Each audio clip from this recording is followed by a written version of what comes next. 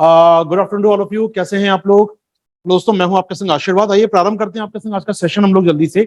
उम्मीद करूंगा कल हमने जो क्लास किया था, एक तो फ्लो चार्ट तैयार किए थे, वहां पर आपको मुश्किलों कोई समस्या का समाधान नहीं हुआ होगा, समस्या नहीं आई होगी कोई। दोस्तों आइए प्रारंभ करते हैं सेशन आज का। क्या है आज के सेशन में इकोनॉमी बात करने के लिए? तो अपन चर्चा शुरू कर चुके हैं दोस्तों अर्थव्यवस्था के बारे में। अपन ने कल चर्चा की थी भारतीय अर्थव्यवस्था, या अर्थव्यवस्था क्या होती है और अर्थशास्त्र क्या होता है, हमने इसके बारे में बात की थी आपके साथ। इकोनॉमी क्या होती है, इकोनॉमिक्स क्या होती है, इकोनॉमी, इंडियन इकोनॉमी और इकोनॉमिक्स हमें स्टडी करना है। सिलेबस है हमारा इंडियन इकोनॉमी का। हमारा टॉपिक जो मेंशन है सिलेबस के अंदर वो है इंडियन इकोनॉमी, यानी भारतीय अर्थव्यवस्था की बात की गई है। भारतीय अर्थव्यवस्था पढ़नी है हमको, अर्थशास्त्र नहीं पढ़ना है हमें। यहाँ पर उत्पादन कैसे होता है, वितरण कैसे होता है, इस पर ध्यान नहीं देना है हमें। जो संरचना है, जो स्ट्रक्चर चलाता है इकोनॉमिक्स को, वो सरकार, वो भोक्ता, वो उत्पादक, इनके बीच का संबंध, कहां से विदेशों से पैसा आ रहा है, कैसे आयात निर्यात हो रहा है, हमें इस पर ध्यान देना है। यानी हमारा बहुत क्लियर मेंशन टॉपिक है, अर्थव्यवस्था पे ध्यान देना है, अर्थशास्त्र पे नहीं। तो इंडियन इकोनॉमी का सिलेबस की हम बात करें, कल हम चर्चा कर चुके हैं। एक फ्लो चार्ट बनाया था मैंने आपके संग, निवेश और उत्पादन का साइकिल बनाया था। एक बार मैं उम्मीद कर रहा हूं मेरी आवाज पहुंच रही है। चलिए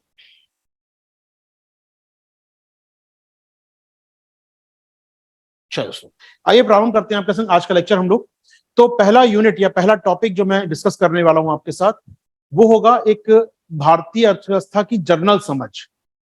एक समझ विकसित करेंगे हम लोग, कैसे पूरा सिस्टम काम कर रहा है, कैसे पूरी प्रणाली काम कर रही है।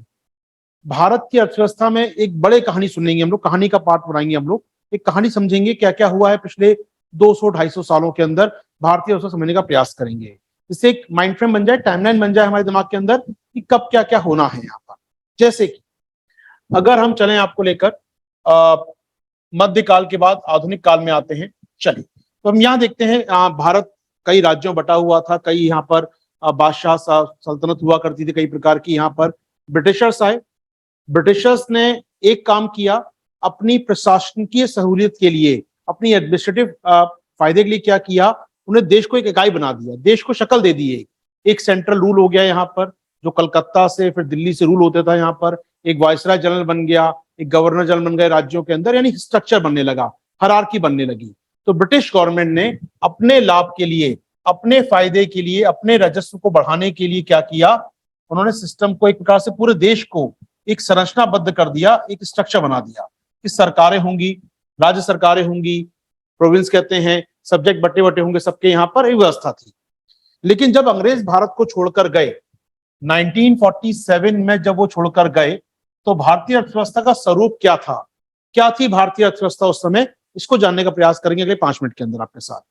जब देश से अंग्रेज यहां से बाहर गए, तब भारतीय अर्थव्यवस्था की बात करें, हमारी कृषि क्या, हमारे पास खाद्यान्न था, हमारे पास खाने को चीजें थी, क्या भारत में खाद्य सुरक्षा थी, फूड सिक्योरिटी थी, कृषि की हम बात करते हैं, क्या भारत में खाद्य सुरक्षा थी?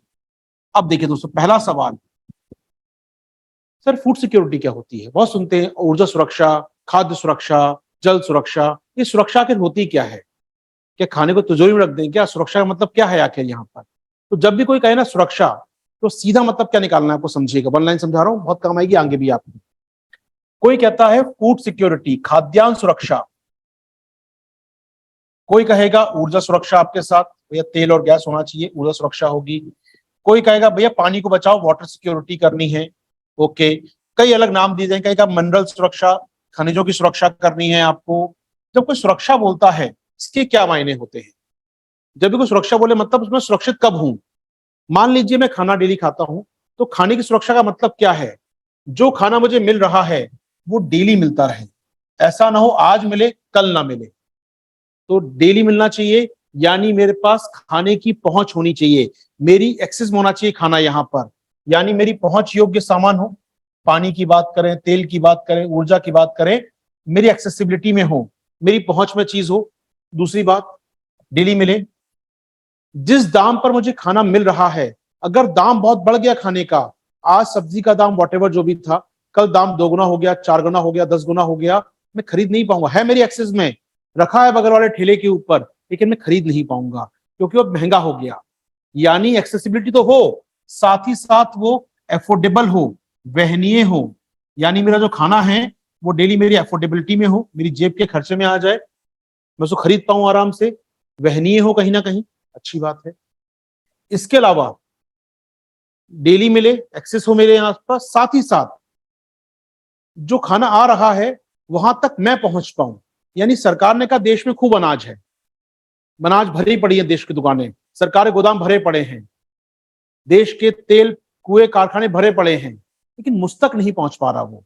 बीच में सप्लाई चेन टूट गई, बीच में ट्रकों की आवाजाही रुक गई, जो पीडीएस की दुकान थी, जो राशन दुकान थी, जो ठेले वाला था, वो ठेला नहीं लगा पा रहा, तो क्या मुझ पे पहुंच पाएगा? सस्ता है, बहुत सारा है, फिर मुझ तक नहीं पहुंच रहा। यानी कहीं ना कहीं अवेलेबिलिटी, यानी हम बात करें उपलब्धता, तो कहीं ना कहीं आपके पर्याप्त सामग्री होनी चाहिए, एक्सेसिबिलिटी होनी चाहिए, उसकी उपलब्धता होनी चाहिए आपके पास हमेशा, यहाँ पर अवेलेबल हो हमेशा आपके लिए वो, यहाँ पर कहीं ना कहीं अवेलेबिलिटी होनी चाहिए उसकी कहीं ना कहीं। अच्छा, और क्या हो? सुरक्षा। अच्छा, ऐसा तो नहीं है कि वो सुरक्षा आने वाले कुछ सालों तक हो, मेरी नेक्स्ट जनरेशन को ना हो। अब मान लीजिए मैं कहता हूं आपसे, कोयले से आप बिजली बनाते हैं, कोयला आज बहुत है हमारे देश में, कोयला हर खदान में मिलता है, वहां से लेकर रेलगाड़ी द्वारा आपके दिल्ली के प्लांट तक आ जाता है, आ भी जाता है, सस्ता भी है कोयला। लेकिन कोयला क्या 30 साल बाद है? क्या कोयला 20 साल बाद मिलेगा? क्या वो सतत है? क्या वो सस्टेनेबल है? क्या वो धारणीय है? क्या वो हमेशा रहेगा? आपका जवाब होगा नहीं सर, नहीं मिलेगा। यानी वो चीज सतत होना चाहिए, सस्टेनेबल होना चाहिए। अगर किसी चीज में ये क्वालिटी है, ये गुणवत्ताएं हैं, तो हम कहेंगे आप सुरक्षित हैं उस चीज से, आप उस चीज से सुरक्षित हैं। ऊर्जा सुरक्षा का मतलब क्या होगा? ऐसी ऊर्जा जो सस्ती हो, ऐसी ऊर्जा जो एक्सेसिबल हो, ऐसी ऊर्जा जो मुझे डेली मिल सके, और ऐसी ऊर्जा जो भविष्य में बनी रहे, सतत ऊर्जा। यानी हमें ऊर्जा के ऐसे साधनों की आवश्यकता होगी जो हमेशा हमारे पास है। तो अगर ये सब कुछ है तो मैं कहूंगा जनाब हाँ, ऊर्जा सुरक्षित हूं मैं। ये सौर ऊर्जा है जनाब, सौर ऊर्जा बनाते हैं, मान लीजिए सूर्य हमेशा चमकेगा, कई सालों तक, दशकों तक, शताब्दियों तक चमकता रहेगा सूर्य, कच्चा माल खूब आएगा, फोटोवोल्टिक सेल तकनीक मेरे पास आ गई, मेरे पास धातुएं भी हैं उसकी पर्याप्त मात्रा में, बैटरीज भी मेरे पास हैं, सूर्य मेरे जमीन पर चमकता है, खूब यूज कर सकता हूं, सस्ती ऊर्जा है। तो सौर ऊर्जा क्या हो गई? सौर ऊर्जा एक सतत ऊर्जा, वहनीय ऊर्जा, एक प्रकार की वो पहुंच योग्य ऊर्जा और आसानी से उपलब्ध ऊर्जा है। तो मैं क्या कहूंगा, मैं ऊर्जा सुरक्षित हो गया, इसे कहा जाता है सुरक्षा। हम यहाँ बात कर रहे हैं, बार बार आएगा शब्द सुरक्षा का, तो जब भी सुरक्षा का वर्ड आ जाए दिमाग में क्लिक करें, सुने आप, तो जोड़ लीजिएगा वो चीज सस्टेनेबल हो, अफोर्डेबल हो, अवेलेबल हो और इजीली एक्सेसिबल हो। यदि आप ये चीजें हैं तो आप कहेंगे आप उस रूप से सुरक्षित हैं। आइए लौट के टॉपिक पर आते हैं अपने। तो अंग्रेज जब यहां से गए तो हमारे देश में फूड सिक्योरिटी तक नहीं थी, हमारा देश खाद्यान्न सुरक्षित नहीं था, हमारे यहाँ कृषि में इतना उत्पादन नहीं होता था कि हम खाना खुद खा सकें। आपको याद होगा, जस्ट वर्ल्ड वॉर चल रहा था, अंग्रेज जब यहां से गए, वर्ल्ड वॉर खत्म हुआ था, उस दौरान 1943 में, इतिहास के छात्र होंगे, पढ़ा होगा या पढ़ेंगे, 1943 में बंगाल प्रांत में महान अकाल पड़ा, भयानक अकाल पड़ा था। रविन्द्रनाथ टैगोर ने बहुत उसको उपमा दी है, उन्होंने कहा इतना बड़ा अकाल दुनिया में कभी नहीं देखा गया। महान फेमाइन, महाअकाल था अपने आप में दोस्तों, 1943 का बंगाल का अकाल। तो ये हम देख रहे हैं, अकाल कब होता है मालूम है आपको? फेमाइन हम बात करते हैं, कब होता है ये? एक होता है सूखा, बारिश कम हो गई, सूखा पड़ गया। एक होता है अकाल पड़ना, बारिश कम होगा, सरकार टैंकर भेज देगी, पानी की व्यवस्था कर लेंगे, सूखा खत्म। अकाल पड़ना होता है सूखा है, नहीं है, अनाज नहीं है खाने को आपके पास। अकाल महामारी से आ सकता है, प्लेग फैल गया, अकाल आ गया, उसके बाद सूखा आया, उसके बाद अकाल आ गया, बहुत बाढ़ आई, बारिश में सब कुछ बह गया, उसके बाद अकाल आ सकता है। अकाल कभी भी आ सकता है। फैमाइन, खाद्यान्न सुरक्षा नहीं है, लोगों के पास, पशुओं के पास चारा नहीं है, लोगों के पास अनाज नहीं है, ये होता है अकाल। 1943 में देश में अकाल पड़ा था। ऐसा नहीं भारत की जमीन उपजाऊ नहीं है, लेकिन अंग्रेजों की नीतियों के चलते इतना शोषण हो रहा था, हम जो अनाज पैदा कर रहे थे, जो भंडार भरना चाहिए था इनको यहाँ पर, वो अपने देश ले जाते थे या अपने सैनिकों को खिलाते थे। निश्चित तौर पर जब अंग्रेज यहाँ से गए, हमारा देश फूड सिक्योर नहीं था। आप सोच सकते हैं, आजादी के महज 4-5 सालों बाद हमारे पास खाने तक को अनाज नहीं था, हमें अमेरिका से समझौता करना पड़ेगा, अमेरिका भैया दे दो अनाज खाने के लिए। अमेरिका ने अनाज भेजा हमको, एक समझौता के तहत अनाज भेजा।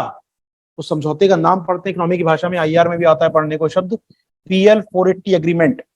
अमेरिका ने हमारे संग PL 480 एग्रीमेंट किया, लेकिन क्या कहा अमेरिका ने? अमेरिका ने जनाब शर्तें माननी पड़ेंगी हमारी। शीत युद्ध का समय था, IR में आता है टॉपिक, अमेरिका कहता था हमारे साथ आ जाइए, हमारी हाँ में हाँ मिलाइए, हमारी विदेश नीति के साथ जुड़िए, मत जाइए साम्यवादी देशों के साथ, मत जाइए सोवियत संघ के साथ। शर्तें लगा दी उसने, और बेचा क्या हमको? दिया क्या? लाल रंग का गेहूं, लाल जो अनाज जो वहां घोड़े खाते थे, वहां जो पशु खाते थे, वो अनाज भारत को दिया, जो आते खराब हो जाता था।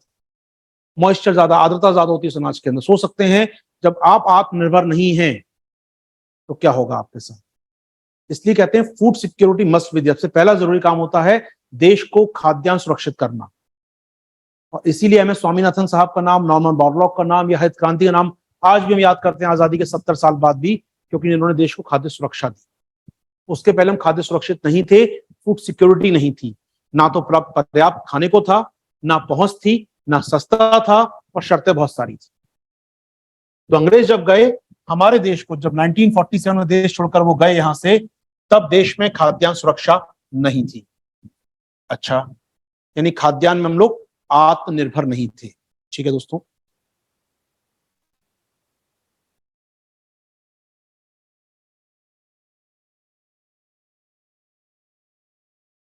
दूसरी बात, जब अंग्रेज यहां से गए, कोई भी देश होता है सामान को बाहर बेचता है, बाहर सामान खरीदता है, आयात निर्यात जरूरी है।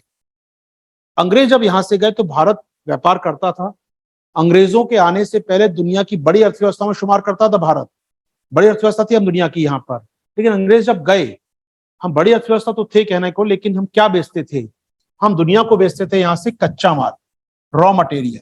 हम बेचते थे, सोच सकते हैं, आयरन, लोहा, इस्पात नहीं, लोह अयस्क, एल्यूमिनियम अयस्क। हम यहाँ से दुनिया को कच्चा माल, कपास जा रहा है यहाँ से, हमारे यहाँ से कैश क्रॉप जा रही हैं, नील की खेती के लिए नील जा रही है हमारे यहाँ से। हम यहाँ से क्या दे रहे थे इनको? यहाँ पर हम यहाँ से कच्चा माल बेचते थे। दुनिया का बड़ा सप्लायर था रॉ मटेरियल का। भारत कच्चे माल का बड़ा आपूर्ति करता था। हम कच्चे माल का निर्यात करते थे पूरे ब्रिटेन को, यूरोप को। कच्चा माल बड़े स्केल पे जाता था हमारे यहाँ। और आता क्या था? कच्चा माल ले गए हमसे, कपास ले गए, वहां की मिलों में कपड़ा तैयार किया, कपड़ा लाके हमको बेच रहे हैं। हमसे आयरन या लोह अयस्क ले गए, उससे स्टील बना के हमको लाके दे रहे हैं। हमसे बॉक्साइट ले गए, एल्यूमिनियम शीट बना के हमको लाके दे रहे हैं। यानी हम तैयार माल के आयातक थे। हम तैयार माल के, जो तैयार या रेडीमेड या मैन्युफैक्चर्ड गुड्स है, तैयार माल का आयात होता था भारत। अब आप खुद सोचिएगा महंगा क्या होता है, कच्चा माल या तैयार माल? कुछ तैयार माल महंगा होता है। तो हम ज्यादा का आयात कर रहे थे, निर्यात कम करते थे। अल्टीमेटली हमको घाटा भी हो रहा था यहाँ पर कहीं ना कहीं। और देश का कच्चा माल, जो संपदा थी देश की, जिसका उद्योग देश में बनना चाहिए था, कपास, कपड़ा देश में तैयार होता, कपास से कपड़ा मिल हमारे यहाँ बनती, स्टील फैक्ट्री हमारे यहाँ बनती, वो नहीं बन रही थी। अंग्रेज सब यहाँ से बाहर ले जा चुके थे। जी हाँ, तो अंग्रेजों ने भादो क्या बना दिया था आजादी के समय? कच्चे माल का निर्यातक देश छोड़ के गए थे अंग्रेज हमको यहाँ पर। ठीक है सर, ये व्यवस्था थी। उसके अलावा अंग्रेजों ने और क्या किया भारत के साथ? कोई भी सरकार क्या करती है, आज सरकार क्या कर रही है? घरेलू उद्योग को संरक्षण देती है। भैया बनाओ इंडस्ट्री, सरकार सपोर्ट करेगी, जमीन लो थोड़ी सस्ती कीमत पर, तुम सस्ता टैक्स माफ करते हैं तुम्हारे लिए, बनाओ इंडस्ट्री, बनाओ नॉर्थ ईस्ट में इंडस्ट्री, बनाओ साउथ में इंडस्ट्री, देश के अलग इलाकों में उद्योग स्थापित करो, कारखाने स्थापित करो, सरकार छूट देगी। और छूट ही नहीं देती सरकार, केवल छूट नहीं देती है, सरकार कहती है आशीर्वाद, तुम्हें अपनी फैक्ट्री बनानी है, अच्छा चाहते हो प्लास्टिक बनाना, कोई बात नहीं, प्लास्टिक फैक्ट्री खोलो यहाँ पर। और हम एक काम करते हैं, हम चाहते हैं तुमको प्लास्टिक बनाने में सहूलियत हो, हम बाहर से जो प्लास्टिक आ रही है उस पर हम टैक्स को बढ़ा देते हैं, जिससे बाहर से प्लास्टिक ना आ पाए। तो सरकार मुझे संरक्षण देती है कि तुम बनाओ प्लास्टिक, देश में बेचो आराम से, बाहर के प्लास्टिक को हम नहीं आने देंगे। यानी क्या कर रही है सरकार? सरकार मेरे लिए मुझको संरक्षण दे रही है, घरेलू उद्योग को प्रोटेक्ट करने का प्रयास सरकार कर रही है। क्या ब्रिटेन ने ऐसा किया? ब्रिटेन ने ऐसा नहीं किया। जी हाँ, तो ब्रिटेन ने किसी भी भारतीय घरेलू उद्योग को संरक्षण देने का प्रयास नहीं किया। तो घरेलू उद्योगों को संरक्षण नहीं दिया हम लोगों ने यहाँ पर, या ब्रिटिश सरकार ने। इससे क्या हुआ? जब ब्रिटेन यहाँ से गए, ब्रिटिश यहाँ से गए, तो भारत में नाम मात्र के उद्योग थे। कुछ हमारे जो उद्योगपति थे, जो अपनी इच्छा से, अपनी इच्छा शक्ति पर चला रहे थे उद्योग को, वही चला पा रहे थे। ब्रिटिश सरकार ने सबको बर्बाद करने की कोई कसर नहीं छोड़ी थी। यानी कि हमारे घरेलू उद्योगों को, डोमेस्टिक इंडस्ट्री को ब्रिटिश सरकार कोई संरक्षण नहीं दे रही थी। इसके अलावा 1947 में जब ब्रिटिश हमारे यहां से गए, कृषकों की हालत क्या थी, किसानों की हालत क्या थी, आइए बात करते हैं। किसानों की हालत क्या थी हमारे यहाँ पर। ब्रिटिश सरकार की राजस्व व्यवस्था, रेवेन्यू या लगान कह लीजिए, सामान्य भाषा में लगान व्यवस्था, कर व्यवस्था कह लीजिए इसको, लैंड रेवेन्यू कह लीजिए, भू राजस्व कह लीजिए। भैया जमीन किसान की है, वो अनाज पैदा करता है, सरकार कहती है लाओ 1/3 अनाज मुझको दे दो, आधा अनाज मुझको दे दो, टैक्स है मेरा, ये रेवेन्यू है, ये लगान है। तो हमारे किसानों पर लगान की दरें बहुत ज्यादा थी। फिल्मों में देखा होगा आपने, पढ़ा होगा इतिहास में, लगान के रेट बहुत ज्यादा थे। कहीं कहीं तो किसान से 90% तक छीन लेते जमींदार। तो उनकी व्यवस्थाएं थी लैंड रेवेन्यू सिस्टम की।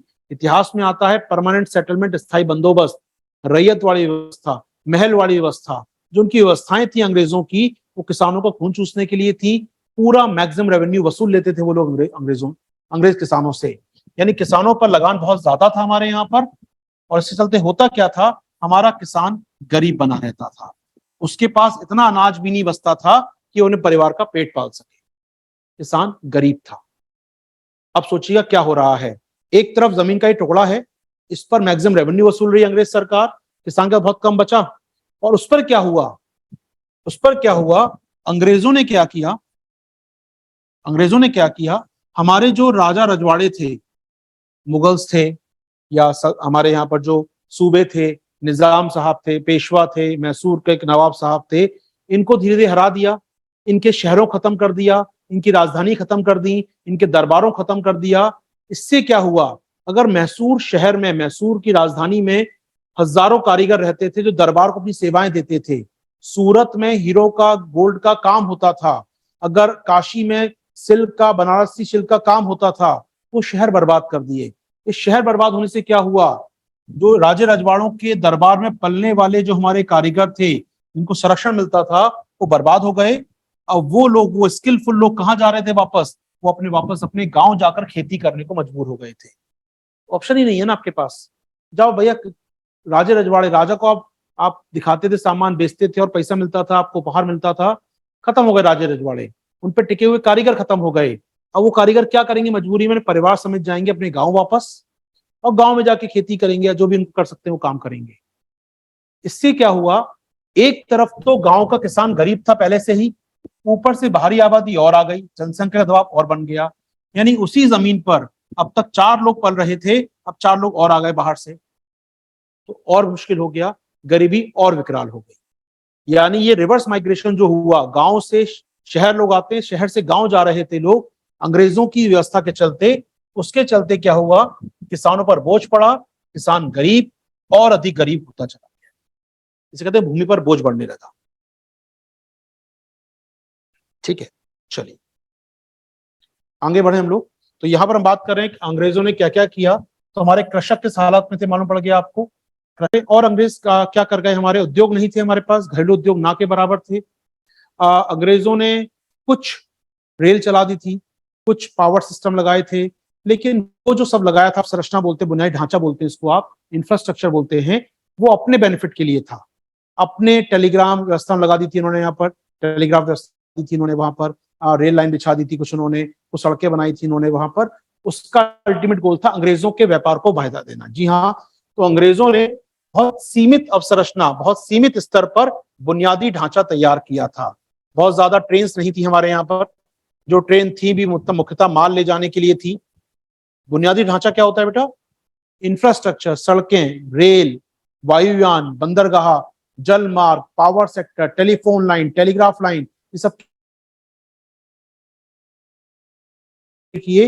यानी कुल मिलाकर 1947 में जब अंग्रेज यहां से गए, भारत को एक गरीब मुल्क छोड़ गए। भारत के पास भोजन की कमी थी, भारत के पास व्यापार में घाटा होता था, क्योंकि आपका ज्यादा माल आप खरीद रहे हैं, ज्यादा का माल खरीद रहे हैं, कम का माल बेच रहे हैं, तो व्यापार में घाटा होता था।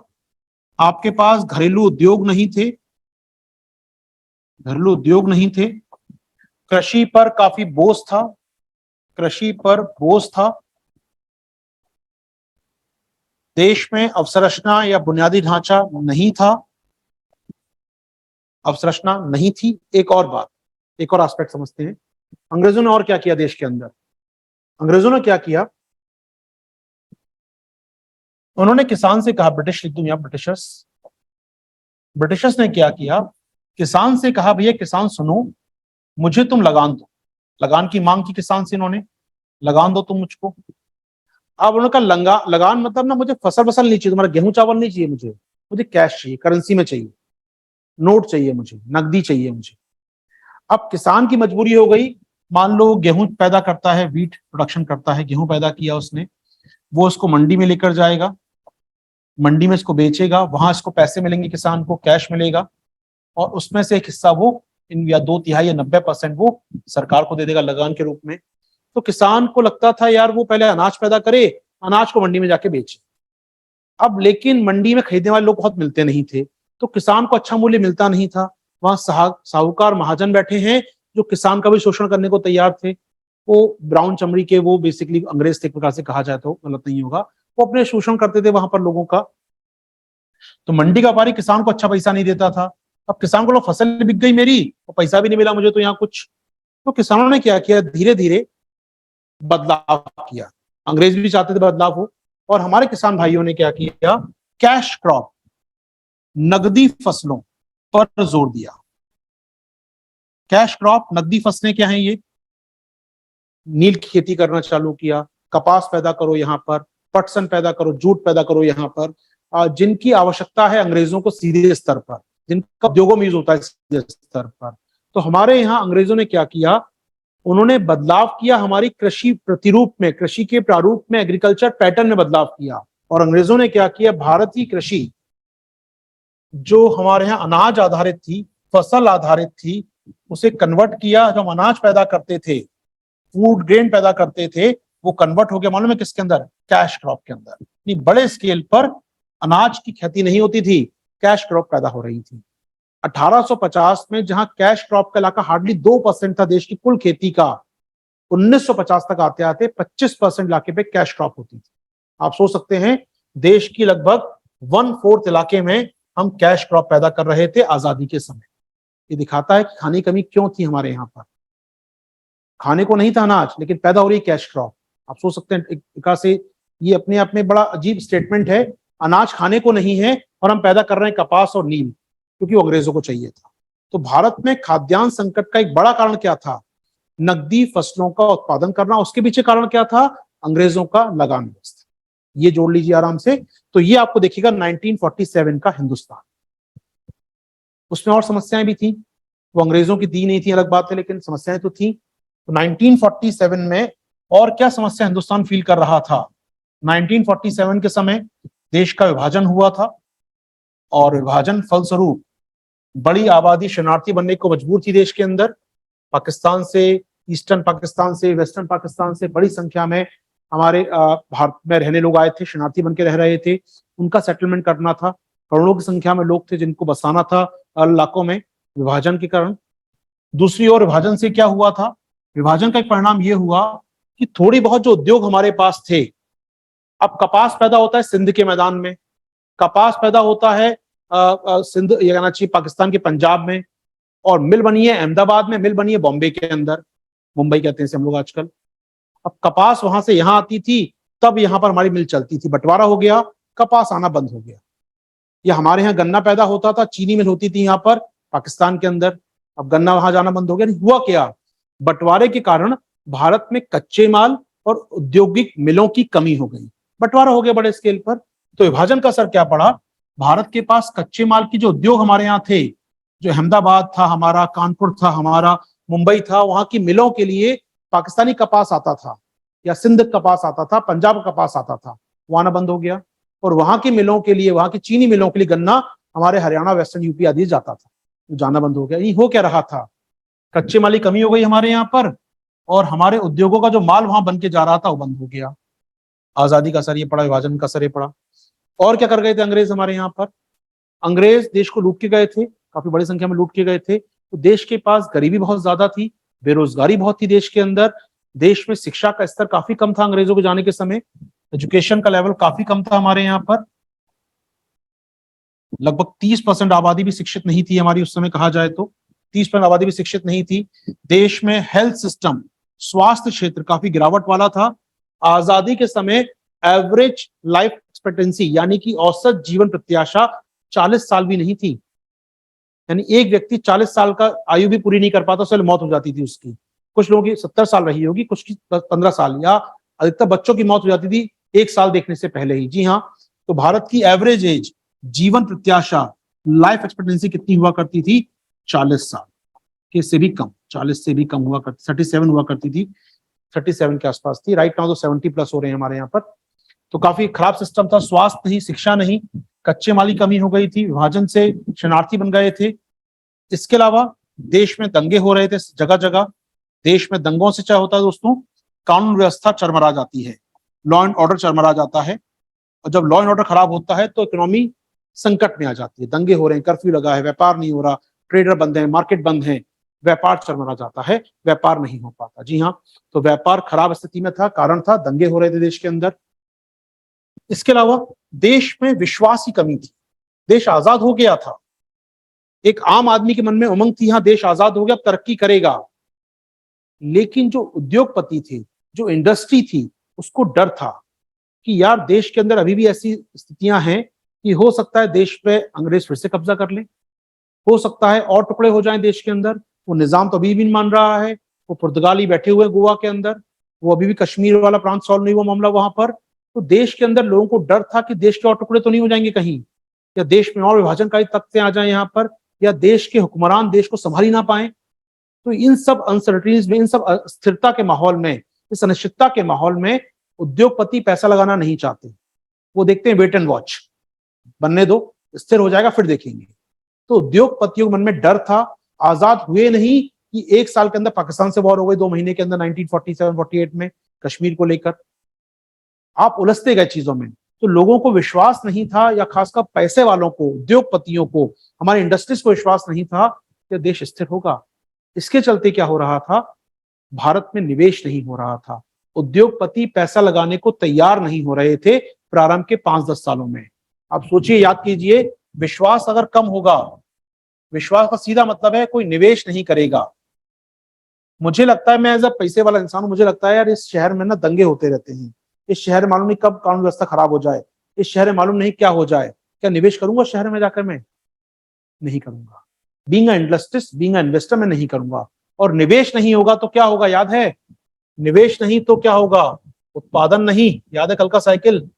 Investment, production, employment, income, saving, और फिर आपका निवेश। साइकिल याद है ये? अर्थव्यवस्था का चक्र चालू ही नहीं हो पाएगा। कोई निवेश नहीं करेगा तो अर्थव्यवस्था में विश्वास कम होगा, अर्थव्यवस्था नहीं चलेगी तो उत्पादन, रोजगार आदि नहीं होंगे, बेरोजगारी रहेगी। जी हाँ, तो अल्टीमेटली निवेश नहीं हो रहा था, कारण था देश के ऊपर, देश के हालातों के ऊपर इंडस्ट्रियलिस्ट को हमारे कम विश्वास हुआ करता था। ठीक है, एक बड़ी समस्या थी अपने आप में दोस्तों। तो 1947 समस्या कई प्रकार की थी। अंग्रेज जो हमको देखे गए तो था ही था, हमारे देश के अंदर कई समस्याएं थी। तो कहानी का एक पार्ट समझना चाहिए, अंग्रेज क्या छोड़ के गए देश के अंदर। अब कहानी को अगले पड़ाव में आते हैं हम लोग। जब हमने देश संभाला अपना, हमने देश संभाला तो कई चुनौतियां थी, लेकिन एक एक करके निपटना जरूरी था। हमारे हुक्मरान आए, सरकारें बनी, केंद्र सरकार, राज्य सरकारें बनी। केंद्र में नेहरू जी पीएम बने, और चुनौती कई प्रकार की थी, कैसे निपटा जाए, कैसे किया जाए। नेहरू का झुकाव कहा जाता है समाजवादी मॉडल के प्रति काफी ज्यादा था। समाजवादी, अभी नया शब्द मिल गया, समाजवादी मॉडल। तो उस समय अगर हम बात करें, अर्थव्यवस्था के कई मॉडल दिए जाते थे। एक होता था पूंजीवादी मॉडल। दोस्तों मैं अभी आपको जनरल इंट्रोडक्शन दे रहा हूं अर्थव्यवस्था का। 47 से लेकर 2023 में आप खड़े हैं, 76 ईयर में भारत में कैसे कैसे बदलाव हुए हैं। सब फ्लो पकड़ पाएंगे जब हम लेक्चर को आगे बढ़ाएंगे, जोड़ पाएंगे क्या क्या हो रहा था उस समय, ऐसा क्यों किया गया होगा। अभी सिर्फ कहानी के तौर पर सुनिएगा यहां पर केवल।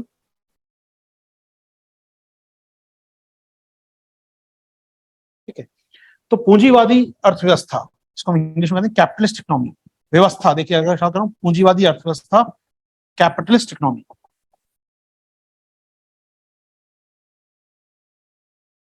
क्या होता है पूंजीवादी अर्थव्यवस्था?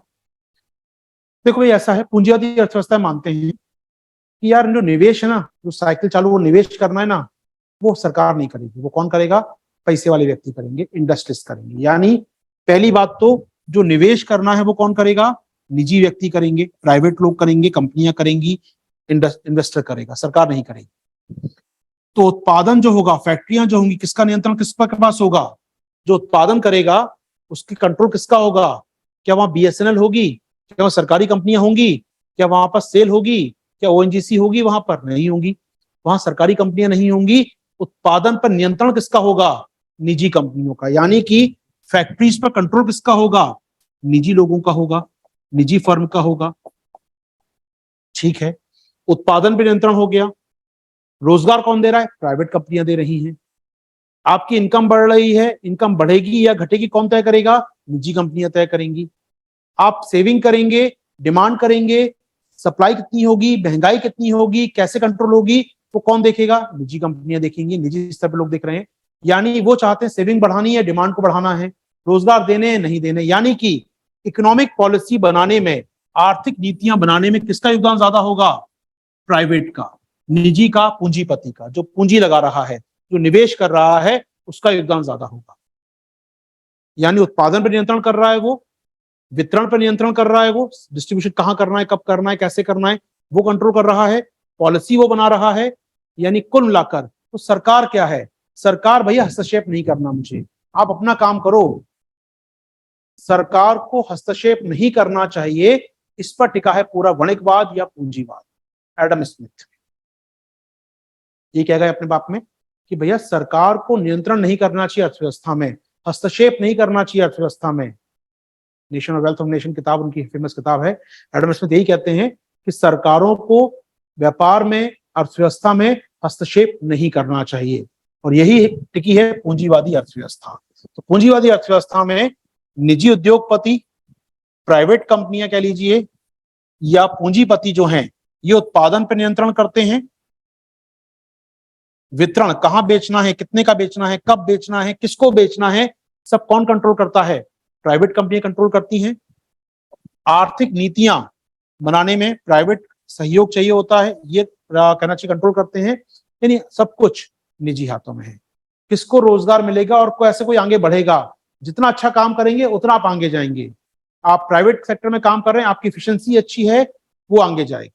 जितना ज्यादा काम कर सकते हैं काम कीजिए, पैसा उठाइए। जी हाँ, तो यहां पर काम करता है पूंजीवाद। पूंजीवाद, वणिकवाद, कैपिटलिस्ट इकोनॉमी की बात कर रहे हैं, जहां पर सरकार का रोल मिनिमम होता है, सरकार की भूमिका न्यूनतम होती है, पूंजीवाद। ठीक है, दूसरी बात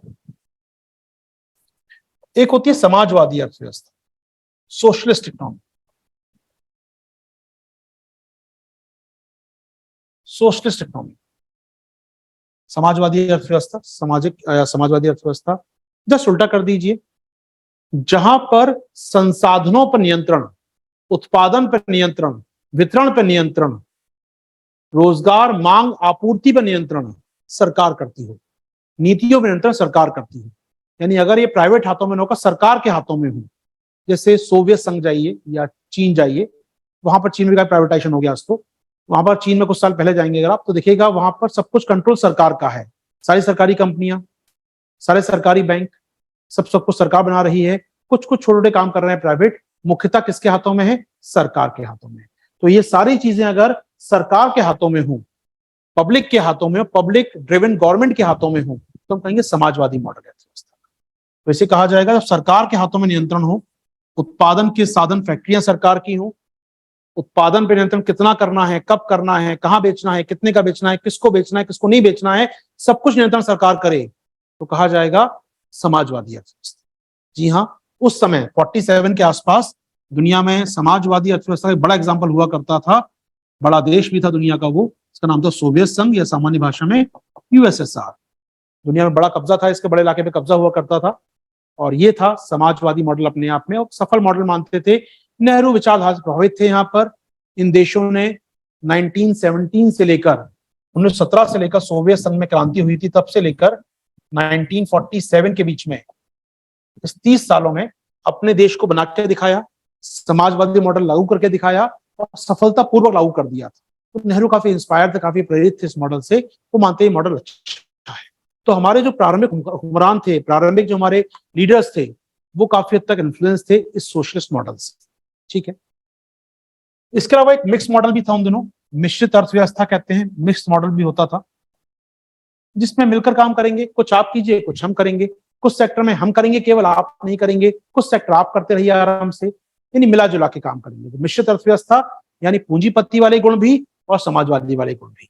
ठीक है, तो यहाँ पर दोनों काम करते हैं मिलकर, पब्लिक सेक्टर भी, सार्वजनिक क्षेत्र भी और प्राइवेट कंपनी। तो ये हो गया मिश्रित अर्थव्यवस्था, और भारत ने काफी हद तक उस अर्थव्यवस्था को ज्यादा अपनाया था, गुण इसके ज्यादा थे, लेकिन मॉडल ये बना फाइनली मिश्रित अर्थव्यवस्था का। चलिए मैं पीछे लौट के आ रहा था, तो जब नेहरू की हम बात करें, स्टार्टिंग की एरा की बात करें, स्टार्टिंग की एरा की बात करें, तो देश आजाद हुआ तो हमारे हुक्मरान ने क्या कहा, यार एक काम करो, दुनिया में ना हमारे पास रिसोर्स बहुत कम है। अब सोचिएगा नेहरू की सोच क्या रही होगी उस समय, प्लानिंग करने वाले नेहरू अगर हम बात करें यहाँ पर, तो नेहरू जी की सोच क्या रही होगी, यार एक काम करो, हमारे पास संसाधन बहुत सीमित हैं, बहुत कम रिसोर्स हैं, कम संसाधन है, सब लोग अंग्रेज ले गए हैं, पैसा बहुत कम है देश के पास। अब अगर हमने निजी हाथों को दे दिया, निजी हाथ यूज करेंगे इसको, थोड़ा मुश्किल हो सकता है। अभी एक कंपनी भगाई है बड़ी मुश्किल से, ईस्ट इंडिया कंपनी, हम लोगों ने एक कंपनी और आके बैठ जाएगी इनकी जगह, ये नहीं कर सकते हम लोग, हम यहाँ को बढ़ावा नहीं देंगे। भारत सरकार ने अपनाया समाजवादी मॉडल। ठीक है, हालांकि इस मॉडल के साथ इसमें कुछ मिश्रित वाला गुण भी शामिल कर दिया, यानी ऐसा नहीं कि कंप्लीटली सरकार होगी, कुछ क्षेत्र निजी हाथों में दे दिए। जैसे काम करो यार कि ठीक है, अब मान लो यार ये पेन बनाना है, बना लो पेन प्राइवेट कंपनी, हम क्या, प्राइवेट सरकार क्या करेगी, डिफेंस सरकार के हाथों में, ट्रांसपोर्टेशन सरकार के हाथों में, ऊर्जा सरकार बनाएगी, टेलीफोन सरकार लगाएगी, विमान सरकार उड़ाएगी, स्टील सरकार बनाएगी, सब काम सरकार करेगी, कुछ क्षेत्रों को मेरे प्राइवेट हाथों में, फिर वो भी काम करते रहे, थोड़ा थोड़ा काम वो भी करते रहे। जी हाँ, तो हमने क्या किया, नेहरू मॉडल में समाजवादी अर्थव्यवस्था को अपनाया, जिसमें कुछ चीजें मिश्रित अर्थव्यवस्था की शामिल कर, ज्यादा मॉडल किसका झुकाव रखता था, समाजवादी। ठीक है सर, यहां तक हमको ठीक है। चलिए आगे बढ़े दोस्तों, हम लोग यहां से आगे चलेंगे आपको लेकर। तो भारत सरकार ने जब मॉडल अपनाया तो क्या किया होगा, नेहरू ने कहा यार बनाओ सरकारी कंपनियां, जो सरकार के पास सीमित संसाधन थे, थोड़ा पैसा था, हमने सरकारी कंपनी बनाना चालू किया। अच्छा, राष्ट्रीय उर्वरक निगम लिमिटेड, नेशनल फर्टिलाइजर लिमिटेड, जी हाँ हमने बनाया, उर्वरक कंपनी बनाई, अच्छा भैया बना लो। हमने कहा steel authority of India limited, steel प्राधिकरण बना दिया हम लोगों ने, स्टील अथॉरिटी बना दी हम लोगों ने, स्टील बनाएंगे देश के अंदर। अच्छा, ONGC, oil and natural gas corporation, हमने कहा भैया तेल और गैस निगम बना दो, तेल और गैस की खोज करने के लिए, ढूंढने के लिए, बेचने के लिए तेल और गैस की कंपनी बना दी हम लोगों ने। यहाँ पर हमने लगभग सोच सकते हैं 300 से ज्यादा सरकारी कंपनियां, जिसकी मालिक केंद्र सरकार थी वो बनाई, जिसकी मालिक भारत सरकार थी वो बनाई हमने। 300 ज्यादा सरकारी कंपनी हमने बनाई यहाँ पर अगले 10 से 15 सालों में। सारा पैसा कहाँ लगा दिया सरकार ने, देश में कंपनियां तैयार करने में, सरकारी कंपनियां तैयार करने में। लगभग 2000 से अधिक कंपनियां देश में तैयार की गई राज्य सरकारों के द्वारा। जैसे एग्जांपल, उत्तर प्रदेश परिवहन निगम, उत्तर प्रदेश ट्रांसपोर्टेशन कॉर्पोरेशन या परिवहन निगम उत्तर प्रदेश की कंपनी है, उसकी बस चलती होंगी, वहां पर बस चलाई उन्होंने अपने यहाँ। तो बस चलाने के लिए कोई प्राइवेट ट्रेवलर्स भी तो सकता था, प्राइवेट बस कंपनी हो सकती थी, नहीं, हम चलाएंगे बस, बस का नियंत्रण हमारे हाथों में होगा। तो उत्तर प्रदेश सरकार ने बना दिया परिवहन निगम। वो कंपनी किसकी है, परिवहन निगम उत्तर प्रदेश सरकार की, स्टेट गवर्नमेंट की। तो ऐसे ही देश के अंदर 2000 से अधिक कंपनियां स्टेट गवर्नमेंट ने बनाई और लगभग 300 ज्यादा कंपनियां केंद्र सरकार ने बनाई। एक जेनरिक वर्ड दे रहा हूं, बार बार नाम आएगा इनका। तो 300 से ज्यादा देश में क्या बन गए, central public sector undertaking, enterprise बोलिए, केंद्रीय सार्वजनिक क्षेत्र के उपक्रम, केंद्रीय सार्वजनिक क्षेत्र के उपक्रम, सेंट्रल पब्लिक सेक्टर एंटरप्राइजेस या केंद्रीय सार्वजनिक क्षेत्र के, सार्वजनिक क्षेत्र मतलब पब्लिक सेक्टर, सरकार का पैसा, केंद्र सरकार का पैसा, केंद्रीय मतलब केंद्र सरकार का पैसा, पब्लिक सेक्टर मतलब सरकारी पैसे।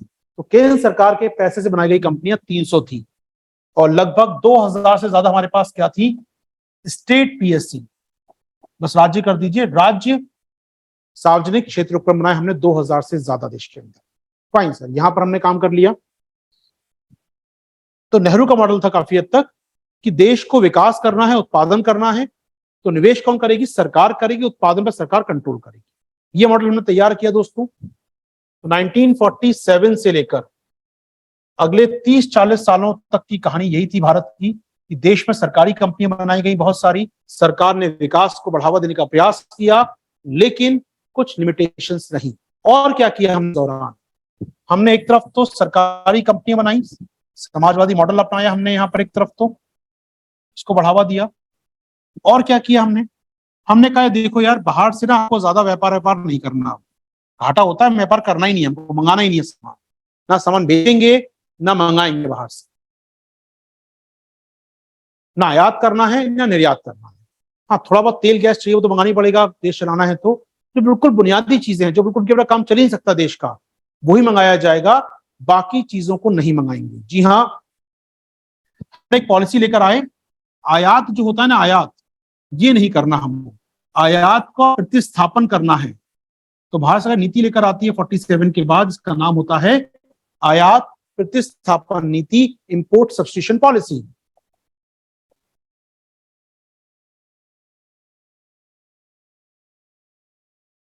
इंपोर्ट सब्स्टिट्यूशन पॉलिसी, आयात प्रतिस्थापन नीति। नाम से स्पष्ट हो रहा है कि बाहर से सामान जो आ रहा है ना, ये मंगाना ही नहीं है। अच्छा, बाहर से कार आ रही थी उनके, हम साइकिल चला लेंगे, पैदल चल लेंगे, बाहर से नहीं मंगाएंगे। अच्छा, बाहर से पेन आ रहा था, हम चौक से लिख लेंगे, हम कोयले से लिख लेंगे, हम पेन नहीं मंगाएंगे बाहर से। आयात को प्रतिस्थापित करो, सब्स्टिट्यूट करो, आत्मनिर्भर बनो। हमें देश को आत्मनिर्भर बनाना था, बाहर सामान नहीं मंगाना है। इंपोर्ट जो मंगाते भी हैं, पैदल चल लेंगे, साइकिल पे चलेंगे, ना तेल मंगाएंगे, ना गैस मंगाएंगे, ना बाहर से गाड़ियां मंगाएंगे। तो उनको बुनियादी चीजें वो मंगाएंगे बाहर से, वरना नहीं मंगाएंगे। यानी हमने क्या किया दोस्तों? आयात प्रतिस्थापन नीति को अपनाया, बाहर से विदेशी व्यापार बंद कर दिया। कल हमने पढ़ा था दोस्तों, आपको याद होगा एक शब्द, बंद अर्थव्यवस्था।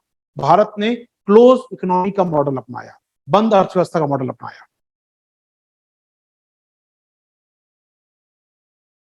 ठीक है सर, बंद अर्थव्यवस्था अपनाई हम लोगों ने, फाइन। इसके अलावा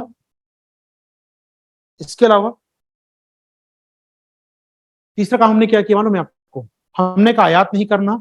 अब लेकिन घर में अनाज चाहिए, अनाज तो मंगाते हैं बाहर से, हमने कहा ठीक मंगाएंगे अनाज, लेकिन देश को खाद्यान्न सुरक्षित करेंगे, आत्मनिर्भर करेंगे कृषि के मामले में देश को हम लोग। जी हाँ, तो हमने क्या किया?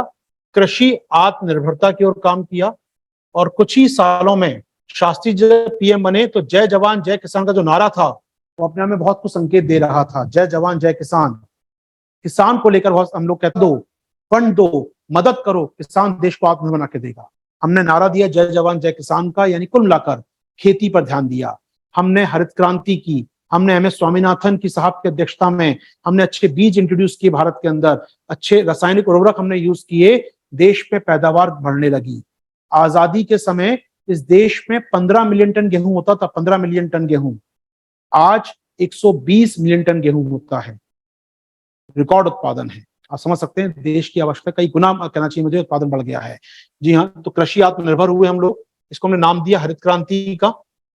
जय जवान जय किसान तो नारा था, लेकिन हरित क्रांति एक अभियान था अपने आप में। तो टर्मिनोलॉजी पढ़ रहे हैं सारी लिखाऊंगा आपको मैं ना, अभी सिर्फ कहानी सुना रहा हूँ मैं, कहानी सुन लीजिए, वहां में कैरेक्टर फिट हो जाए कैसे इकोनॉमी आगे बढ़ी है हमारी।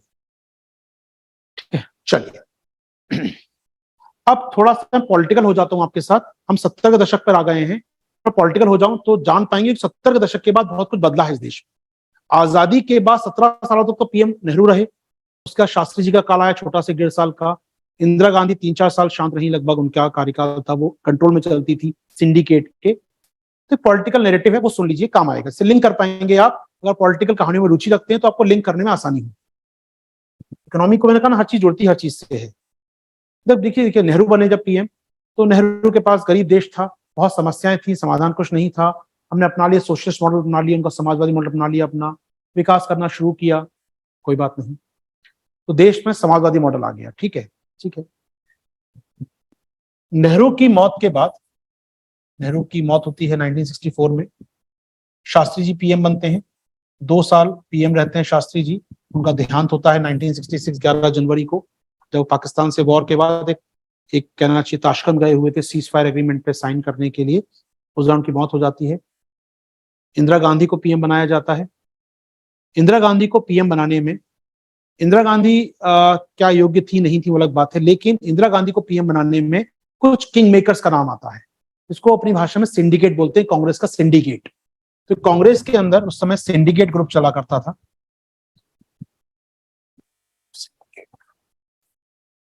तो ये सिंडिकेट जो ग्रुप था अपने आप में, ये कुछ वरिष्ठ नेता थे कांग्रेस के, चौहान साहब थे या फिर साउथ के कुछ नेता थे, उनका ग्रुप था। किंग मेकर थे। नेहरू जी की मौत के बाद शास्त्री जी को उन्होंने बनाया। शास्त्री जी की देहांत के बाद आप किसको बनाए? इंदिरा गांधी को बना दिया। इंदिरा गांधी चुप रहेंगी, बोलेंगी नहीं, कुछ ज्यादा शांत रहेंगी। कहा गया मोम की गुड़िया है तो चुप जो बोलेंगे वो करेगी। तो ये नैरेटिव था 66 में जब पीएम बनाए गए इंदिरा गांधी को। तो सिंडिकेट ग्रुप देश पे एक प्रकार से रूल कर रहा था, किंग मेकर था देश का। ये 3-4 नेता थे इसके अंदर। अब इस समय क्या था? इस समय इकोनॉमिक पॉलिसी की बात करें, देश में खाने को नहीं था, अनाज की संकट था, पैसा नहीं था, तो शांति से हमने निकाला समय। लेकिन बाद में जाके हम देखते हैं इनके बीच और इंदिरा गांधी के बीच तलखियां बढ़ने लगती हैं। इंदिरा गांधी के बीच तलखियां आगे बढ़ती है। कारण था इकोनॉमिक पॉलिसी जिम्मेदार थी कहीं ना कहीं। इंदिरा गांधी अपनी पॉलिटिकल एम्बिशियस थी, वो चाहती थी अपने निर्णय अपने खुद लें, वो अपने फैसले खुद करें, वो सिंडिकेट के कहने पर ना करें। तो कहीं ना कहीं सिंडिकेट चाहते थे कि देसाई साहब वित्त मंत्री बन के रहे, इंदिरा गांधी के फाइनेंस मिनिस्टर वित्त मंत्री रहे वो यहाँ पर। सोचिएगा, सिंडिकेट के कहने पर देसाई साहब जो बाद में पीएम बने, देसाई साहब इंदिरा गांधी के वित्त मंत्री थे। सोचिएगा, इतना बड़ा फैसला करना था सरकार को। इंदिरा गांधी के फाइनेंस मिनिस्टर थे देसाई साहब। मैं बात कर रहा हूँ 1967, 68, 69 के आसपास की, इस समय की बात हो रही है। इंदिरा गांधी ने फैसला किया एक रात को कि यार मुझे क्या करना है, देश में निजी बैंक हैं, प्राइवेट बैंक हैं, ये कुछ चले आ रहे हैं, अंग्रेजों के समय से पहले से बने हुए बैंक चले आ रहे हैं, मुझे इनको सरकारी बैंक घोषित करना है कल से। 2 जुलाई 1969 इंदिरा गांधी ने फैसला किया कि मुझे सरकारी बैंक बनाने सारे के सारे। जितने बड़े बैंक है देश के ना, सबको सरकारी बैंक, ये पंजाब नेशनल बैंक, ये पंजाब एंड सिंध बैंक, ये बैंक ऑफ बड़ौदा, ये कैनरा बैंक, ये इलाहाबाद बैंक, ये सारे बैंक बड़े बड़े बैंक है, प्राइवेट बैंक है ना, कल से सरकारी होंगे। ऑर्डिनेंस लेकर आ गई इंदिरा गांधी सरकार। सोचिएगा, इंदिरा गांधी सरकार ऑर्डिनेंस लेकर आ रही है और वित्त मंत्री को मालूम तक नहीं है। कुल मिलाकर इंदिरा गांधी आजाद होना चाहती थी, वो नियंत्रण में काम नहीं करना चाहती थी। तो आर्थिक मामलों को लेकर, आर्थिक इश्यूज को लेकर इंदिरा गांधी और मुझे कहना चाहिए देसाई साहब में या सिंडिकेट में टकरार होने लगी कहीं ना कहीं। उसके बाद इंदिरा गांधी को यहां पर समर्थन की दरकार थी, क्योंकि एक बड़ा वर्ग अब हट रहा था। अब एक बड़ा वर्ग उनके पीछे सपोर्ट नहीं कर रहा था, सिंडिकेट खिलाफ खड़ा था इंदिरा गांधी के। फिर इंदिरा गांधी को एक नए सपोर्ट की आवश्यकता थी। आप कहीं पॉलिटिकल कहानी क्यों सुना रहा हूं, लिंक करना जरूरी है, क्योंकि कहानियां बदलेंगी इसके बाद। सरकार का मुख बदलेगा, पॉलिटिकल अपने इकोनॉमिक एरा बदलेगा अपना। तो यहां पर हम देखते हैं इंदिरा गांधी को एक नए पॉलिटिकल की सपोर्ट की आवश्यकता थी। सिंडिकेट अलग हो चुका था, वो सपोर्ट नहीं कर रहा था, वो एंटी इंदिरा गांधी हो चुका था। देसाई साहब इस्तीफा दे चुके थे।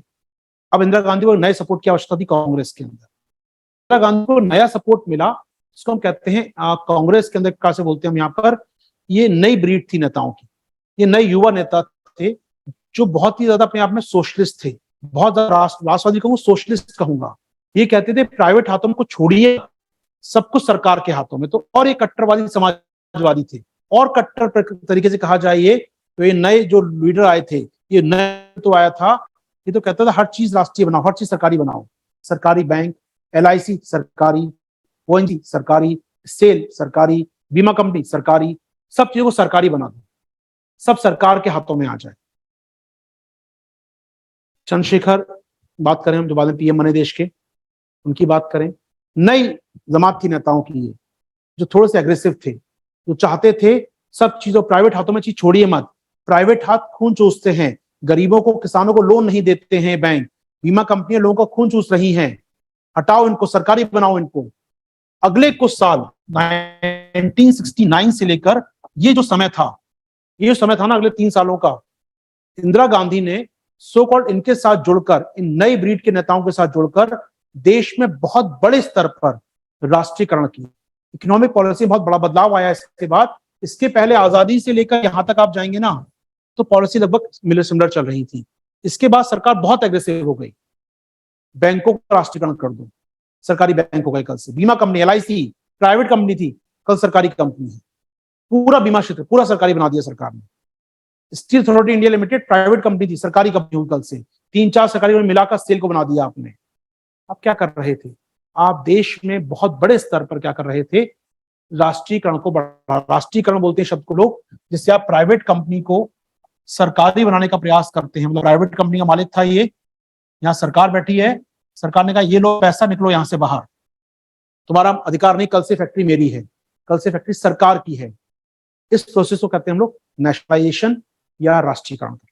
चीजों का राष्ट्र को समर्पित कर दिया हमने, इसे कहते हैं राष्ट्रीयकरण करना। और ये जो एरा था भारत में, ये कहलाता एरा ऑफ नेशनलाइजेशन, राष्ट्रीयकरण का काल था भारत के अंदर। यहाँ पर प्राइवेट चीजों को सरकार रातों रात राष्ट्रीयकरण कर देती थी।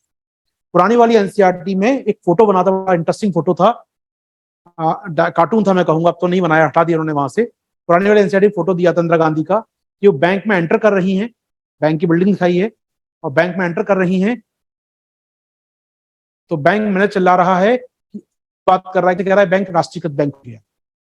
मतलब इतना टेरर था कि इंदिरा गांधी बैंक में एंटर कर रही, कार्टून फॉर्म में था केवल वो, इंदिरा गांधी बैंक में एंटर कर रही हैं, प्राइवेट बैंक का मैनेजर कह रहा है बैंक सरकारी हो।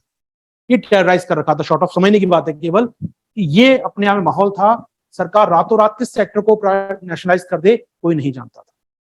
एक साथ 14 बैंकों को नेशनलाइज कर दिया, देश की पूरी 5 बड़ी बीमा कंपनियों को नेशनलाइज कर दिया।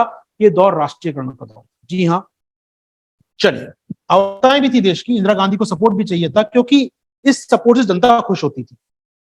जो प्राइवेट कंपनी आपका शोषण कर रही थी, सोचिए एग्जांपल, आप छोटा सा बैंक है, मेरा किसान भाई हरित क्रांति का अग्रदूत, अपने देश में ट्रैक्टर, अपने खेत के ट्रैक्टर लेना चाहता है, अपने खेत के लिए नहर बनवाना चाहता है, अपने खेत के लिए सिंचाई का पंप लगवाना चाहता है, उसको लोन चाहिए।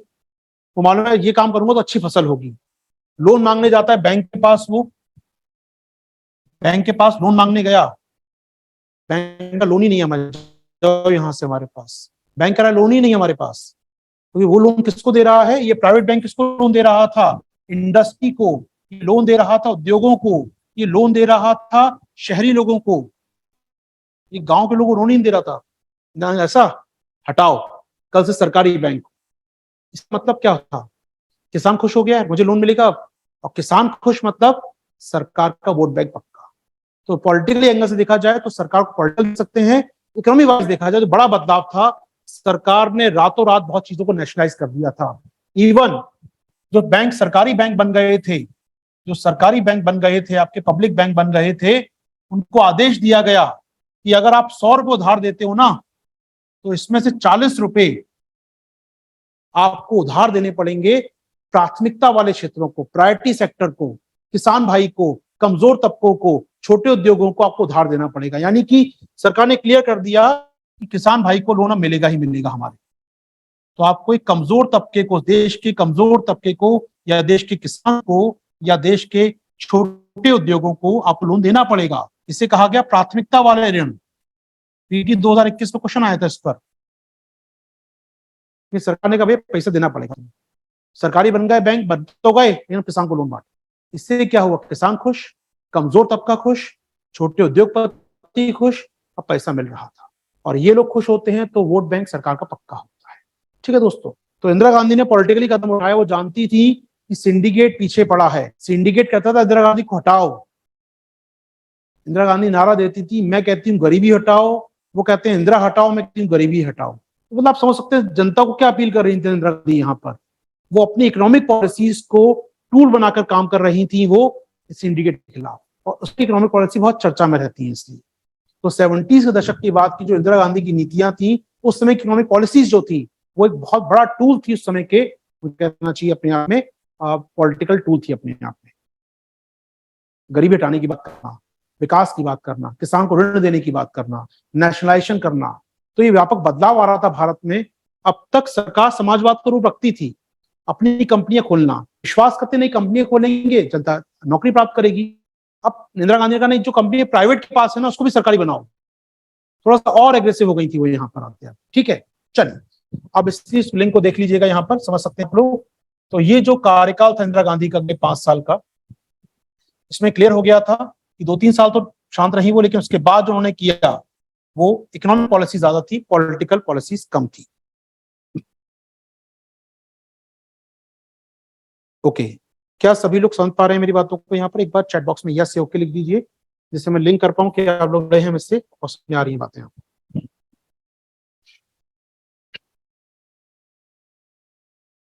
सबको समझ आ रहा है सर? बहुत बढ़िया। आइए इस कहानी को आगे ले जाते हैं। अब इंदिरा गांधी का ये 5 साल पड़ चुका था, इलेक्शन में जीत भी हुई थी उनकी कहीं ना कहीं, जनता ठीक थी।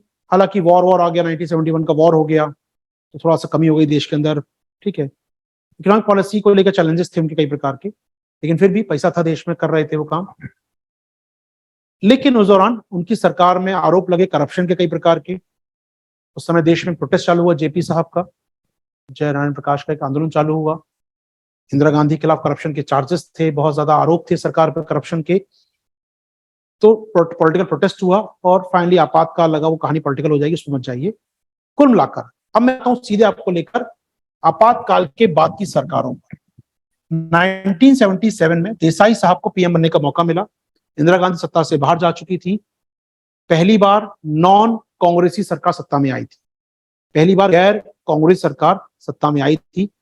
47 से लेकर 77 तक, 30 सालों तक नेहरू जी रहे, शास्त्री जी रहे या इंदिरा जी रही, 30 साल तक कांग्रेस का रूल था। पहली बार एक गैर कांग्रेसी सरकार, जनसंघ की सरकार सत्ता में आई थी, ऐसा पीएम बने। अब यहां पर उन्होंने पॉलिसी को पलटने का प्रयास किया, जो वो इंदिरा गांधी के हमेशा विरोधी थे, वो पॉलिसी पलटने का प्रयास किया। प्राइवेटाइजेशन तो नहीं कहूंगा, बढ़ावा दिया, लेकिन हाँ उन्होंने एक नई चीज लॉन्च की। उन्होंने कहा छोटे उद्योगों पर ध्यान दिया जाए, इंडस्ट्री पे ध्यान दिया जाए। तो ऑफकोर्स थोड़ा समय मिला नहीं, तो नहीं बहुत ज्यादा इंप्लीमेंट कर पाए। वो सोच थी उनकी, लेकिन वो इंप्लीमेंट नहीं हो, वो सोच यहाँ पर। उससे पहले उनको इस्तीफा देना पड़ा, सरकार गिर गई उनकी वहां पर। उसके बाद कांग्रेस के समर्थन से चौधरी चरण सिंह पीएम बनते हैं कुछ समय के लिए, और यहां से देश में एक बड़ा बदलाव फिर मिला। आइए, अब बड़ा बदलाव क्या हुआ देखिए। इसी पॉलिटिकल को जोड़ के देखेंगे तो अच्छा रहे, कहानी आपको याद रहेगी लंबे समय तक। 1978 के आसपास हम लोग आ चुके हैं, 78-79 में देसाई साहब इस्तीफा दे चुके थे, यानी सिंडिकेट ऑलमोस्ट खत्म हो चुका था पहले ही, सरकार जनसंघ की गिर चुकी थी। अब चौधरी चरण सिंह पीएम बन गए थे। चौधरी चरण सिंह क्या थे? किसान नेता थे। किसानों ने हरित क्रांति के बाद जो लाभ कमाया था, किसान एक समूह के रूप में आ रहे थे, किसान एक वोट बैंक बन गए थे, और चौधरी चरण सिंह का पीएम बनना उसकी अपने आप में चरमोत्कर्ष था। उस हरित क्रांति के पॉलिटिकल परिणाम थे, अच्छी बात है। लेकिन उसकी राजनीति चालू हो चुकी है।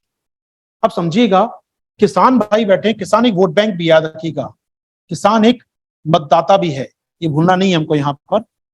अब किसान को फसल उगानी है खेत में अपने, इसको बीज लेकर आने हैं, ठीक है, इसको उर्वरक भी चाहिए अपने खेत के लिए, इसको सिंचाई के लिए पानी भी चाहिए, सिंचाई के लिए बिजली भी चाहिए इसको अपने खेत में, बिजली हो या कुछ और मिले यहाँ पर।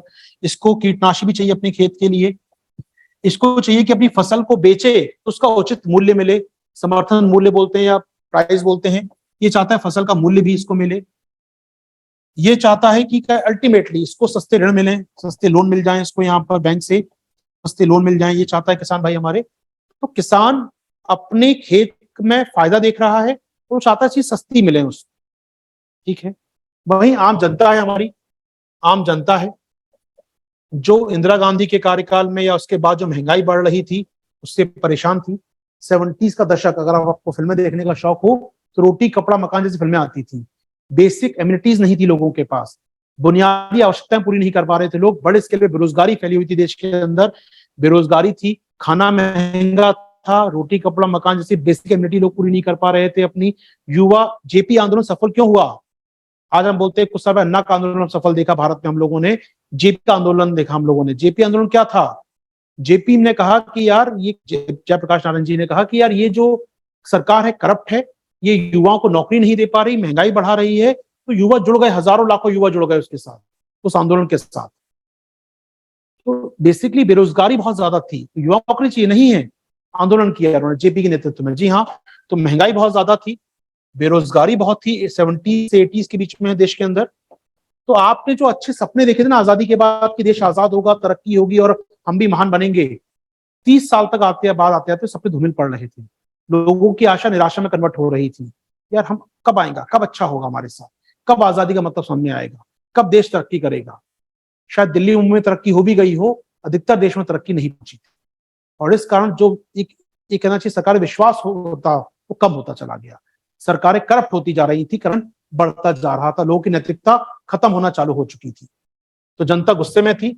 अब जनता कोई कहता है एक काम करेंगे, फ्री में आपको राशन देंगे, या आपको सस्ता राशन देंगे, या आपको सस्ता नौकरी देंगे, या कुछ फ्री देंगे, तो जनता खुश हो जाती थी, यानी ठीक है कुछ तो मिले। तो जनता में फ्री सड़क, बिजली, पानी तो मिलेगा ही मिलेगा। अच्छे काम करो, फ्री में राशन दे रहा है कोई, यार फ्री में शिक्षा देने की बात कर रहा है, फ्री स्कूल की बात कर रहा है कोई, अच्छी बात लग रही है सुनकर। तो भारत में चूंकि सरकारें लगातार गिर रही थी, इंदिरा गांधी की सरकार गिरी, देसाई साहब की सरकार गिरी, तो भारत में नई प्रकार की राजनीति चालू हो गई थी, और वो थी यहाँ पर हमारे यहाँ लोकप्रिय राजनीति, पॉपुलिज्म पॉलिसी, पॉलिटिक्स कहूंगा मैं यहाँ पर, लोकप्रियता की राजनीति। अब इसका समझिएगा बहुत व्यापक असर पड़ने वाला है कुछ देर में। पॉपुलिस्टिक पॉलिटिक्स की बात करते हैं हम लोग, पॉपुलिज्म पॉलिटिक्स।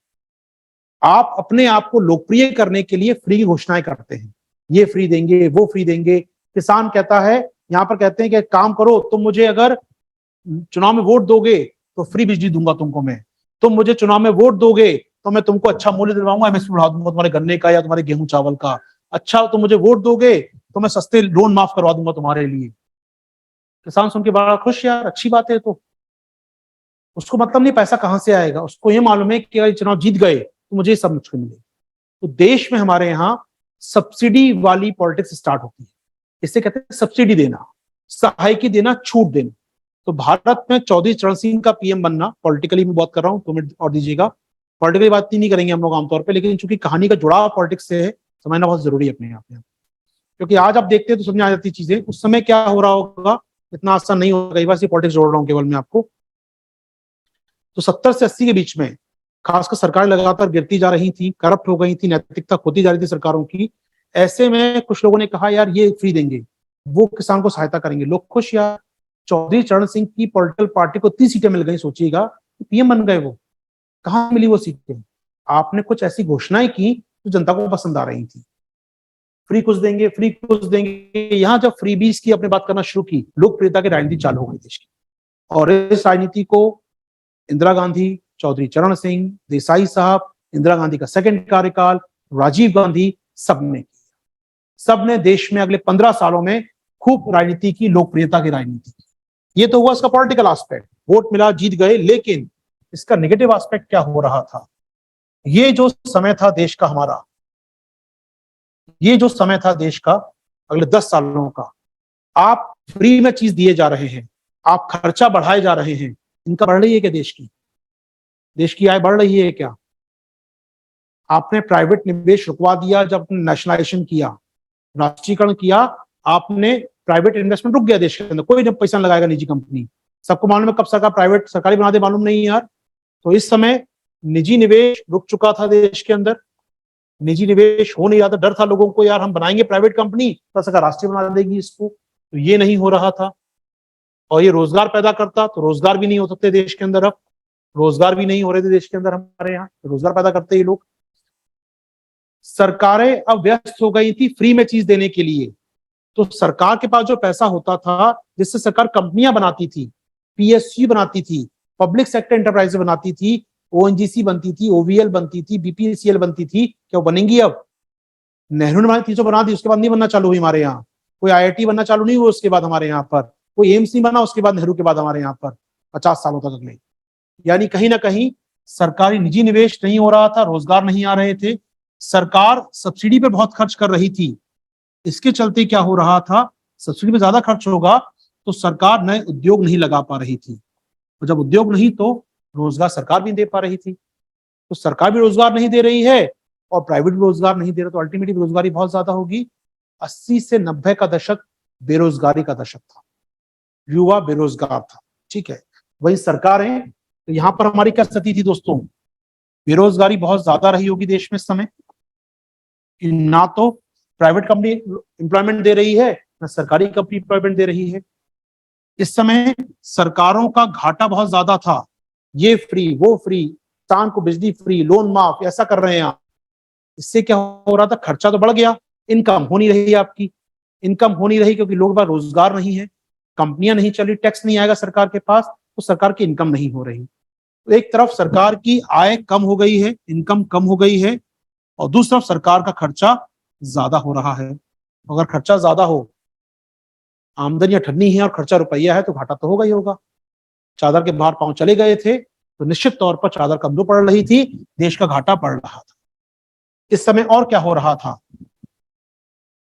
और क्या हो रहा था इस समय हमने जो हरित क्रांति की थी 20 साल पहले, 1967 के आसपास, गेहूं का उत्पादन बढ़ाया था, चावल उत्पादन बढ़ाया था, उसके दुष्प्रभाव भी सामने आने लगे थे। ज्यादा केमिकल प्रयोग करने से मिट्टी हमारी खराब होने लगी थी। जो हमने ग्रोथ 60 से 70 के बीच में देखी, 70 से 80 में देखी अनाज बढ़ता हुआ, 80 के बाद उसमें स्टैग्नेशन आ गया था, उसकी ग्रोथ रुक गई थी। आज आप कंपेयर कर सकते हैं, समझाने के लिए उदाहरण केवल 1967 से लेकर 70-75 के बीच में, इन 7-8 सालों में कृषि की औसत समृद्धि होती थी 15 से 20%। यानी आज आपने 10 मिलियन टन चावल पैदा किया है, तो अगले साल 12 मिलियन टन, 20% ज्यादा करेंगे। उसके बाद 14 मिलियन टन करेंगे, हर साल 20% बढ़ रहा था। आज कितना बढ़ता है? हार्डली 3%, 2.5%, 2%। ये देश की समृद्धि दर है कृषि की हमारे यहाँ। तो क्या हो रहा था, इसके बाद इस समय तक आते आते कृषि की समृद्धि दर स्टैग्नेट हो गई थी, स्थिर हो चली थी। समृद्धि दर में गिरावट नहीं कहूंगा, स्थिर हो गई थी। गिरावट नेगेटिव नहीं थी, जितनी थी उतनी धीरे बढ़ रही थी। अब पहले वो तेजी से बढ़ रही थी, अब वो धीरे बढ़ रही थी। तो एक बदलाव आ गया, कृषि ग्रोथ रेट कम हो रही थी। और क्या हो रहा था,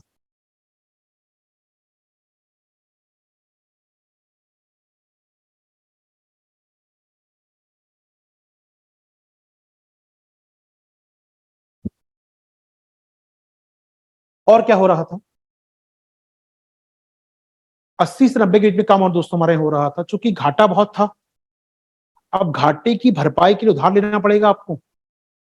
सरकारें बहुत उधार ले रही थी, घर के अंदर और घर के बाहर दोनों से। मुझसे उधार मांगा सरकार ने, आम आदमी उधार मांगा सरकार ने, और उधार मांगा विश्व बैंक से, दुनिया के अन्य संस्थानों से। यानी इस समय देश पर उधार बढ़ रहा था, देश ऋण ले रहा था, क्योंकि आपको अपना घाटा पूरा करना था। तो घाटे की भरपाई के लिए या तो सरकार आरबीआई से बोलती नोट छाप दो, या उधार लेती हमसे, या वो विश्व बैंक से उधार ले रही थी, उधार अन्य संस्थाओं से ले रही थी। ये समस्या है दोस्तों।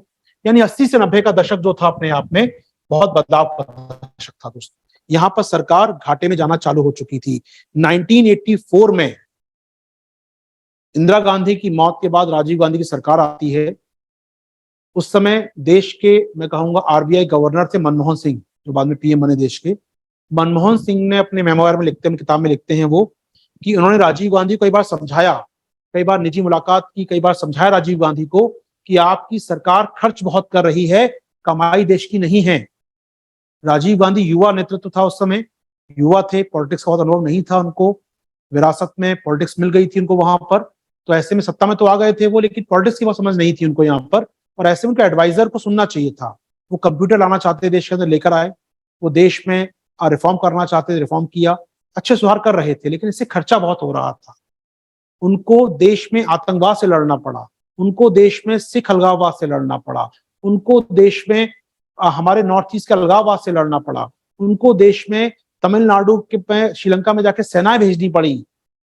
वो जो कार्यकाल था 5 साल का ना, देश की विरोधी ताकतें में सर उठा रही थी और देश को बहुत खर्चा उन पर करना पड़ रहा था, जिसके चलते आपका खर्चा और बढ़ गया था। यानी मैं आपको गिराऊंगा, इंसिडेंट गिराऊं, क्योंकि एंट्रेंस सिक्योरिटी पढ़ेंगे भी आपके साथ हम लोग, आंतरिक सुरक्षा पढ़ाऊंगा जब मैं आपको। तो इंपॉर्टेंट बात यहाँ पर यह है कि जो भी पढ़ेंगे सर आपको, व्हाटएवर इंटरनल सिक्योरिटी में आप पढ़ेंगे, ये जो समय था आपका 80 से 90 का समय ना, आप सोचिएगा, आप देखिए पंजाब में समस्याएं चल रही थी इन दिनों, खालिस्तान की मांग को लेकर। इंदिरा गांधी की हत्या तक हो चुकी थी देश के अंदर, एक प्राइम मिनिस्टर खो चुका था देश। इस समय ही 89 के आसपास कश्मीर में आप देखते हैं, कश्मीर घाटी में हिंदुओं के साथ अत्याचार किए गए, आतंकवाद बढ़ रहा था कश्मीर घाटी के अंदर। तो कश्मीर में अंदर आतंकवाद बन रहा था, इस समय आतंकवाद देश में पांव पसार रहा था। यही वो समय था दोस्तों 1989 में, जब देश के पूर्वोत्तर इलाकों में, नॉर्थ ईस्ट के इलाकों में अलगाववादी ताकतें, खासकर मैं बात करूंगा नागा समूह, मजबूत हो रहे थे। नागा समूह, आइजक मोइबा ग्रुप या खापलांग ग्रुप या उल्फा को देखिए, बोडो को देखिए, अपना सर उठा रहे थे, बहुत ज्यादा स्ट्रांग हो रहे थे दोस्तों। यही वो समय था जब 89 में पीडब्ल्यूजी, पीपुल्स वॉर ग्रुप, नक्सलवादी समूह स्ट्रांग हो रहा था। ये देश के मध्य प्रांतों में छत्तीसगढ़, झारखंड, उड़ीसा, तेलंगाना, आंध्रा, महाराष्ट्र, एमपी, पशुपतिनाथ से तिरुपति तक लाल गलियारा बना रहे थे। ये वो समय था देश का। यानी देश में नक्सलवाद, आतंकवाद, अलगाववाद, खालिस्तान की मांग, और यही पर्याप्त नहीं था तो सुनिए 1987 में श्रीलंका में एक आतंकवादी समूह चल रहा था, लिट्टे नाम का समूह काम कर रहा था, लिट्टे नाम का। वहां पर उसको रोकने के लिए अभियान भेज दिया भारत सरकार ने। भारत सरकार ने एक शांति सेना भेजी लिट्टे और श्रीलंका सरकार के बीच में। श्रीलंका सरकार समझौता हुआ, लिट्टे को रोकने के लिए एक सेना भेजी हमने। वहां हमारी बहुत बड़ी सफलता नहीं मिली कभी हमको। वहां पर लिट्टे वॉर में हमारे हजारों सैनिक मारे गए। हार थी भारत की, हार नहीं कहूंगा अच्छा नहीं लगता, लेकिन वो सफलताएं नहीं मिली सोची थी हम लोगों ने। ये वो समय था 1988 में, जो मालदीव, छोटा सा देश भारत में, यहाँ पर नीचे मालदीव, इसके राष्ट्रपति गयूम को बचाने के लिए अब्दुल गयूम का तख्ता पलट कर दिया था। उनके अपने लोगों ने तख्ता पलट कर दिया था। गयूम को बचाने के लिए भारतीय सेना ने दोबारा वहां पर एंटर किया और तख्ता बचाया, तो सत्ता में दोबारा स्थापित किया। तो कहीं ना कहीं ये वो काम हो रहा था। ये वो समय था जब सियाचिन में पाकिस्तान कब्जा न कर ले, सियाचिन को भारत को अपने हाथों में लेना पड़ रहा था। नोटिस करें क्या हो रहा था। देश में खर्चे बहुत बढ़ गए थे, देश में सुरक्षा के खर्च बहुत हो रहे थे। आपके पास कमाइयां आपकी थी नहीं, घाटे खर्चे बहुत ज्यादा थे, तो देश को उधार लेना पड़ा। मनमोहन सिंह ने कहा इसमें आप लोकप्रिय राजनीति करना चालू करेंगे, इसमें फ्री बांटना चालू करेंगे, तो देश के पास पैसा नहीं है चुकाने के लिए। अंततः वही हुआ जो मनमोहन सिंह का डर था। 1990 तक आते आते भारत के पास पैसा नहीं बचा चुकाने के लिए। भारत सरकार दिवालिया होने के कगार पर आ गई। रही सही कसर और कारणों ने पूरी कर दी, और भी कारण है इसके पीछे, हम बात करेंगे उन पर। लेकिन कई हम समस्याएं देखते हैं यहाँ पर दोस्तों। 90 तक आते आते संकट सामने आ चुका था। जो पूर्ववर्ती सरकारों ने सब्सिडी नीति अपनाई थी, जो पूर्ववर्ती सरकारों के सामने सुरक्षा खतरा आया था, जो पूर्ववर्ती सरकारों ने ज्यादा खर्च किए थे, जो घाटा बढ़ाया था, उसके बाद लगातार मुश्किलें बढ़ गई थी। 90s तक आते आते भारत के पास पैसा नहीं था चुकाने के लिए। वो पैसा मांग रहे थे आईएमएफ वाले, पैसा लौटाओ हमारा, जो लिया है 10 साल का लोन लिया था लौटाओ। वर्ल्ड बैंक का था पैसा लौटाओ हमारा। हमारे लोगों से पैसा लिया था सरकार ने, हम कहते पैसा लौटाओ हमारा। सरकार के पास पैसा नहीं था। फाइनली देश में भुगतान संतुलन का संकट खड़ा हो गया। जैसे आप पढ़ते रहते हो अपने आसपास को, अगर तो श्रीलंका में संकट था लास्ट ईयर जैसा श्रीलंका में था, बिल्कुल एग्जैक्टली कंडीशन हमारी थी 90 में हमारे यहाँ पर। जैसा आपने श्रीलंका में संकट देखा, वैसे ही संकट भारत में 90 में आ चुका था। जी हाँ, हमारे यहाँ दुनिया को देने के लिए, दुनिया का भुगतान करने के लिए, दुनिया को पेमेंट देने के लिए हमारे पास पेमेंट नहीं था, पैसा नहीं था। भुगतान संकट, crisis of payment, crisis of balance of payment, भुगतान संतुलन का संकट हमारे सामने खड़ा था। इसे ही कहते हैं हम लोग 91 का क्राइसिस, 1991 का संकट। ये भारत में वो समय था जब सब कुछ बदल रहा था। हम लोग आ चुके हैं आजादी से लेकर 1991 तक। उम्मीद कर सारी कहानी सामने आ रही है, कैसे अर्थव्यवस्था आगे बढ़ी है। एक पिक्चर दिमाग में रहेगी आपके, तो शायद जोड़ पाएंगे हम लोग। जब भी कुछ लिखने बैठेंगे तब ये काम आती है चीजें।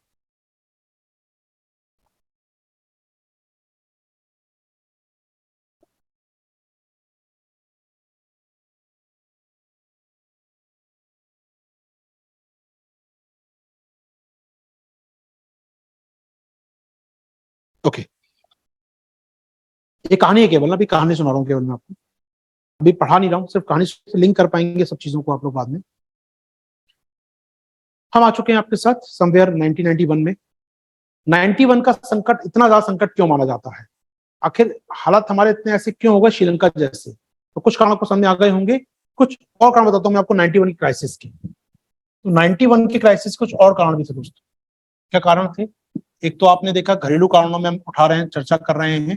डोमेस्टिक कारण कौन कौन से थे बताया मैंने आपको। 80 से 90 की हमारी नीतियां, हमारी घाटा उठाने की नीतियां बताया मैंने आपको। सुरक्षा कारण बताया मैंने आपको, कई सारे सुरक्षा कारण थे, सरकार की मुश्किलें बढ़ रही थी। घरेलू कारणों में और कारण क्या था? देश में सूखा पड़ा था। देश में 1988 और 89 लगातार 2 साल सूखा पड़ा था, अनाज नहीं था, तो बहुत महंगाई बढ़ गई थी अपने आप में। इस साल बहुत सूखा पड़ा था देश के अंदर, हमारे यहाँ मानसून खराब हो गया था, जिससे अनाज का संकट पैदा हो गया देश के अंदर। अनाज नहीं था हमारे पास खाने के लिए। घरेलू कारणों में पॉलिटिकल कारण भी थे, कई सारे पॉलिटिकल कारण भी थे हमारे यहाँ पर, राजनीतिक कारण भी थे। 89 के आसपास आते हैं, राजीव गांधी सरकार पर करप्शन के आरोप लगे। देश में 2 सालों में तो प्रधानमंत्री देखिए वीपी सिंह बने, उसके बाद चंद्रशेखर जी पीएम बने, फिर चुनाव आ गए देश के अंदर, फिर 91 में राजीव गांधी की हत्या हो गई बम विस्फोट में। तो कहीं ना कहीं कई घटनाएं ऐसी हुई जो पॉलिटिकल रीजन थे देश के अंदर, बार बार सरकारें पलट रही थी, सरकारें स्थिर नहीं थी हमारे यहाँ पर।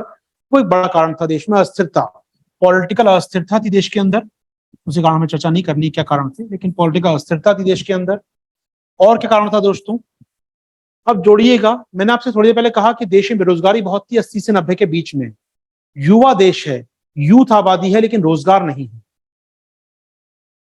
इन यंग माइंड के साथ खेलना बहुत आसान होता है, और हमारे पॉलिटिशियन जानते हैं कैसे खेला जाता है।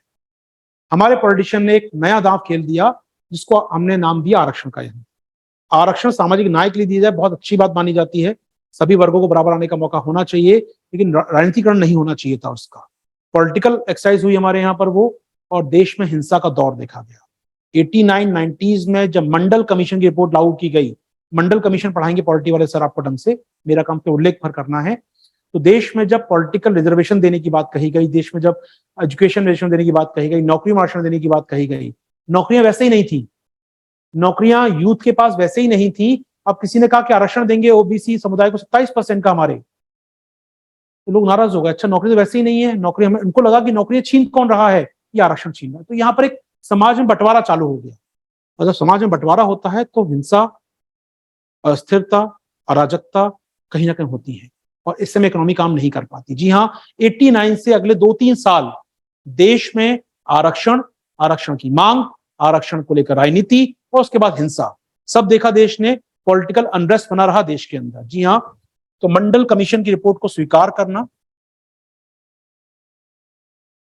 इसको लेकर एक हिंसा का दौर देखा भारत सरकार ने, भारत में हम लोगों ने, सब मार्केट बंद हो गए, लोगों ने आत्मदाह का प्रयास किया, वो देखा हम लोगों ने यहाँ पर। तो पॉलिटिकल रूप जिसका प्रकार से अपनाया गया, उसके चलते देश में अस्थिरता और बढ़ गई थी। जी हाँ, चलिए, तो कई कारण थे घरेलू स्तर पर जो हम फील कर रहे थे, सरकारें फेल हो रही थी। वही 91 तक आते आते दुनिया में कुछ और कारण भी थे संकट को बढ़ाने वाले, हमारे कुछ और रीजन भी थे, ग्लोबल स्केल पर हो रहे थे, जिसका असर भारत में पड़ना चालू हो चुका था। जैसे क्या हो रहा था, आप आईआर में पढ़ेंगे अपने, शीत युद्ध का अंत हो रहा था, कोल्ड वॉर खत्म हो चुका था।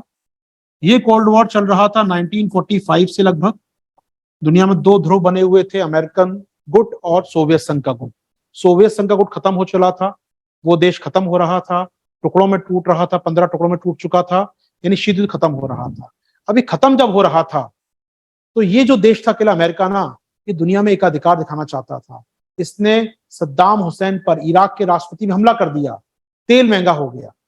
जब में खाड़ी में युद्ध होता है, इराक में, ईरान में, सऊदी में, इजराइल में, या यहाँ भी कुछ जो भी संकट होता है, कभी सीरिया में, तो दुनिया में तेल के दाम बढ़ जाते हैं, कच्चे तेल के दाम बढ़ जाते हैं। जी हाँ, तो शीत युद्ध जब खत्म हुआ, जब समाप्त हुआ शीत युद्ध, तो अमेरिका ने इराक पर अटैक किया 91 में। और अटैक का मतलब मालूम है क्या था? पहले सद्दाम हुसैन ने कुवैत पर अटैक किया, और कुवैत पर अटैक किया तो अमेरिका ने इराक पर अटैक कर दिया। इस अटैक का मतलब क्या था मालूम है? तेल का महंगा होना। ऑलरेडी तेल, आपका पैसा नहीं था चुकाने के लिए, आपके पास डॉलर नहीं थे दुनिया को चुकाने के लिए, नहीं थे आपके पास डॉलर, और तेल और महंगा हो गया मंगाने के लिए। हमारी भाषा में कहते हैं गरीबी तो गरीबी, गरीबी में आटा गीला होना। ये तो वैसी गरीबी है यार, डॉलर नहीं है चुकाने के लिए, और डॉलर महंगा कर दो, और तेल महंगा कर दो तुम। तो इससे संकट और बढ़ गया दोस्तों हमारा।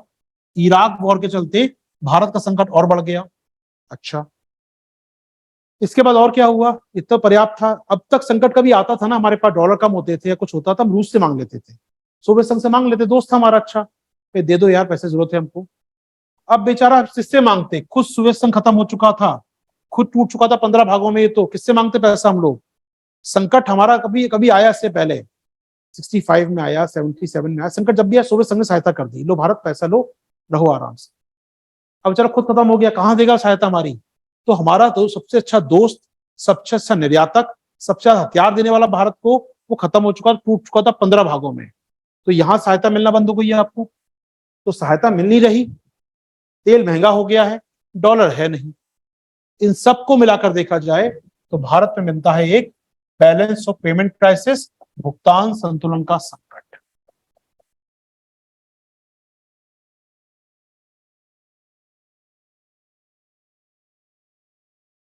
चलिए दोस्तों, ये था 91 तक का भारत का इतिहास, 91 का संकट।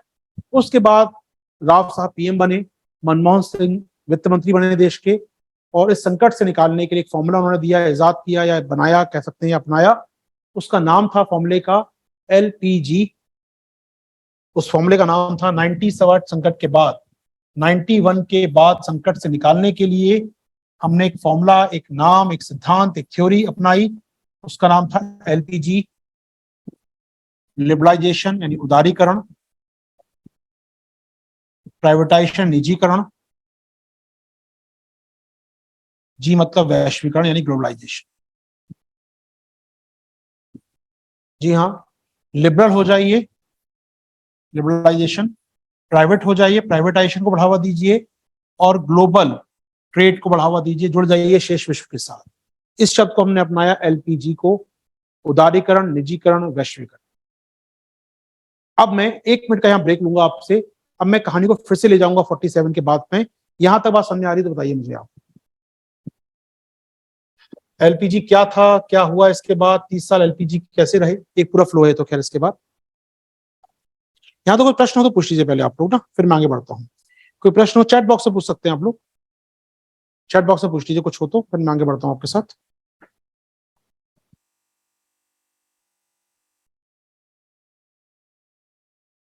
यहाँ तक सब कुछ क्लियर है सर?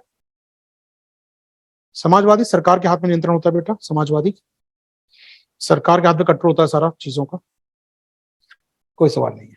चलिए बहुत बढ़िया, मूव फर्दर। नोट्स कहाँ मिलेंगे? नोट्स, ये तो कहानी सुना रहा हूँ यार मैं, ये तो नोट्स चाहिए नहीं आपको।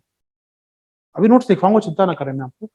लगता है कहानी सुन लीजिए पहले, कहानी जरूरी है। अगर कहानी दिमाग में फिट हो गई तो आप इसके कैरेक्टर तो बना ही लेंगे हम लोग ना। फिर एक बार तो फिल्म की स्टोरी आ गई, समझ आ गई, तो फिल्म कैरेक्टर बना लेंगे उसके बीच में, कहाँ कहाँ क्या हो रहा है। चलिए प्लीज चैट को ऑफ कीजिए। अब मैं सुन एलपीजी पर जाऊं उसके पहले एक चलते दुनिया में क्या हो रहा था। 1947 से लेकर 90 तक दुनिया में क्या क्या हो रहा था। ये तो हमारे देश में हो रहा था, दुनिया में क्या हो रहा था। देखिए दुनिया में शीत युद्ध, कोल्ड वॉर चल रहा था उस समय। वैसे तो दुनिया बटी हुई थी। ये सोवियत संघ था बड़ा सा, ये पश्चिमी यूरोप था, इसके साथ जर्मनी, फ्रांस, ब्रिटेन आदि, स्पेन आदि थे। ये था पश्चिमी यूरोप था, इसे पश्चिमी यूरोप कह सकते हैं आप लोग, ठीक है। यहाँ पर अमेरिका था, एक प्रकार से अमेरिका, कनाडा थे, यूएसए था यहाँ पर। इनकी दोस्ती हुआ करती थी, इनकी दोस्ती थी। इस गुट का एक नाम था, ठीक है। तो एक गुट ये था और एक गुट ये था, दो गुट थे दुनिया में, ये पॉलिटिकल गुट थे। लेकिन लेकिन इकोनॉमी वाइज क्या हो रहा था, देखिए 1980s तक दुनिया में होता क्या था। दुनिया में व्यवस्थाएं जो बनी हुई थी वो अपने आप में रिजिड थी। अपना व्यापार करेंगे, अपने में रहेंगे, ज्यादा मतलब नहीं दुनिया से हमको। यानी कहीं ना कहीं बहुत ज्यादा व्यापार करने पर इनका बिलीव नहीं होता था। बहुत ज्यादा व्यापार नहीं करेंगे, अपने घरेलू उद्योगों को संरक्षण देंगे, डोमेस्टिक कंपनियों को संरक्षण देने की बात आती थी यहाँ पर। बचाएंगे, अपने घरेलू उद्योग को बढ़ावा देंगे, चाहे वो यूरोप हो चाहे अमेरिका हो, इस प्रकार बने रहे, ठीक है। अगर मैं आपको थोड़ा सा और लिंक कर दूं अच्छा रहेगा आपके लिए। सेकेंड वर्ल्ड वॉर जब एंड हुआ था तब यूरोप ऑलमोस्ट खत्म हो चुका था, यूरोप का बिल्कुल डिस्ट्रक्शन हो चुका था। तो यूरोप को रीबिल्ड करना था, दोबारा बनाना था यूरोप को, अपने आप को। इस बीच में यूरोप को दोबारा बनना था। अब रीबिल्ड करने के लिए पैसा कौन देगा इसको? अब उपनिवेश तो इसके पास है नहीं, तो पैसा कौन देगा इसको? अमेरिका देगा या बाकी दुनिया के जो बड़े देश हैं वो दे सकते हैं? बोला कि अमेरिका देगा पैसा, ठीक है। तो इसमें से यूरोप का एक बड़ा भाग अमेरिका के साथ चला गया, रीबिल्ड करने के लिए पैसा लिया अमेरिका से, इसने रीबिल्ड किया। 20-30 साल लगे लेकिन रीबिल्ड हो गए। इन 20-30 सालों में बहुत ज्यादा इकोनॉमिक एक्टिविटी नहीं हो रही थी, अपने आप को रीबिल्ड किया। और रीबिल्ड करने के लिए जरूरी क्या होता है? अपने घरेलू उद्योग को संरक्षण दिया जाए, बाहर का सामान ना आए, बाहर से व्यापार नहीं करना, अपने में रहना है, ये कुछ काम था, ठीक है। लेकिन 80s के बाद ना, 80s के बाद जब पश्चिमी यूरोप भी विकसित हो चुका था और अमेरिका तो विकसित था ही था, अब ये विकसित देशों का एक समूह था। ये पश्चिमी यूरोप है आपके सामने। हम जब पश्चिमी यूरोप बोलते हैं इसका मतलब होता है स्पेन को शामिल कर लीजिए, फ्रांस को, जर्मनी को, पुर्तगाल को, इटली को, ब्रिटेन को, इनको सबको शामिल कर लीजिए, ये होता है पश्चिमी यूरोप। यूरोप का पश्चिमी भाग, ठीक है, इनको इनका ग्रुप आ गया। इन्होंने कहा देखो यार बहुत हुआ संरक्षणवाद, अब आइए व्यापार करते हैं, आइए मिलजुल के काम करते हैं। तो यहां पर क्या हुआ, इन सभी देशों की, अमेरिका और पश्चिमी यूरोप के देशों की मीटिंग होती है 1980 में। कहां पर जगह थी? वॉशिंगटन। वॉशिंगटन, अमेरिका का वॉशिंगटन शहर, वहां मीटिंग होती है इन सब देशों की। और इस सब देश कहते हैं काम करो यार, थोड़ा सा ना फ्री ट्रेड को बढ़ावा दो, व्यापार को बढ़ावा दो, कंट्रोल मत करो सरकारों को, सीमा शुल्क कम करो, व्यापार होने दो आराम से, निवेश को आने दो। यानी कुल मिलाकर इन देशों ने क्या कहा? इन देशों ने कहा कि यार एक काम करो, व्यापार को बढ़ाओ, यानी कि जो सीमा शुल्क लगा रखे ना आपने ज्यादा से, इनको कम करो। तो सीमा शुल्कों को कम करो, व्यापार को बढ़ाओ यार, आपस में सीमा शुल्क कम करो, अच्छी बात है। इन्होंने कहा जो सरकार ने नियंत्रण लगा रखे ना जगह जगह, वो नियंत्रण कम करें। सरकारें बहुत ज्यादा कंट्रोल करती हैं, सरकारें, नियंत्रण कम करो यार, फ्री छोड़ो मार्केट को, पूंजीवादी अर्थव्यवस्था का रियल रूप सामने आने दो, फ्री करने दो, मार्केट घूमने दो, मार्केट को चलने दो अपने हिसाब से, कोई कंट्रोल मत करो। इन्होंने कहा यार एक काम करो कि एक दूसरे देश में निवेश करो, विदेशी निवेश करो, आप हमारे यहाँ निवेश करो, हम आपके यहाँ निवेश करेंगे, बढ़ावा देंगे निवेश को, यानी विदेशी निवेश को होने दो, ठीक है। निजी कंपनी को प्रोत्साहित करो, निजी कंपनी को प्रोत्साहित करो। कर की दरें, टैक्स रेट, कर की दरें थोड़ा कम करो, कर कम होगा, फायदा होगा कंपनी को, वो निवेश करेगी, वो फायदा कमाकर अगली जगह लगाएगी इसके बाद, और रोजगार बढ़ेंगे। लोगों को आना जाना आसान करो, कोई वीजा पे इधर जाना चाहता है काम करने के लिए, उधर जाना चाहता है काम करने के लिए, तो आसानी से वीजा दे दो लोगों को यहाँ पर। कुल मिलाकर दुनिया को जोड़ो यार। उस समय अमेरिका के राष्ट्रपति हुआ करते थे रोनाल्ड रीगन, अमेरिका के मशहूर अभिनेता थे, बाद में राष्ट्रपति बने अमेरिका के, रोनाल्ड रीगन, ठीक है। और उस समय ब्रिटेन की पीएम हुआ करती थी, आज ही मेहंदी पीएम, वो जन्मदिन उनका आज, Margaret Thatcher, miss Margaret Thatcher, the iron lady of Britain. ये पीएम थी ब्रिटेन की। दो बड़े राष्ट्र थे ऑफकोर्स, इनकी मीटिंग हुई और कई देश उसमें आए। इन्होंने कहा यार हम ये काम करेंगे, बढ़ावा देंगे मुक्त व्यापार को, बढ़ावा देंगे आने जाने को, बढ़ावा देंगे निजी कंपनियों को। इसको नाम दिया गया दोस्तों, कई लोगों ने कहा रीगनिज्म, रीगन राष्ट्रपति के नाम पर रीगनिज्म, कई लोगों ने कहा थैचरिज्म, थैचरिज्म, लेकिन नाम पड़ा बाद में इसका वॉशिंगटन कंसेंसस या वॉशिंगटन सहमति। तो ये प्रस्ताव जो पास हुआ 1980 में कि यार उदारीकृत अपनाओ, निजीकरण को अपनाओ, वैश्वीकरण को अपनाओ, इसका नाम पड़ गया वॉशिंगटन सहमति। तो दुनिया के देशों में खुलापन आए, ट्रेड बढ़े, कंट्रोल कम हो, प्राइवेट चीज बढ़े, इसका नाम है वॉशिंगटन सहमति। साइन करने वाले नेताओं के नाम पर पड़ गया इसका नाम रीगनिज्म। एक पूरा काल चालू हो गया रीगनिज्म यहां पर, या थैचरिज्म मिस थैचर के नाम पर, कोई भी कह सकते हैं, नाम को इंपॉर्टेंट नहीं है।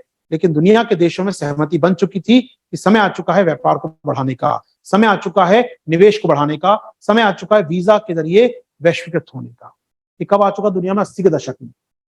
हमारे यहाँ 10 साल उलझे रहे अपनी राजनीति में हम लोग, लेकिन 90 में जब संकट हमारे पास आया, जब संकट हमारे पास आया, हमें लोन चाहिए था, फिर से हमें और पैसा चाहिए था, सहायता चाहिए थी देशों से, हम गए लोन मांगने के लिए, हम गए अंतर्राष्ट्रीय संस्थाओं के पास लोन मांगने के लिए, विश्व बैंक के पास, विश्व के बड़े बड़े संगठनों के पास हम गए पैसा मांगने के लिए कि पैसा दे दीजिए, हम संकट में हैं। उन्होंने कहा पैसा तो देंगे, कुछ शर्तें हैं हमारी। और शर्तें क्या हैं?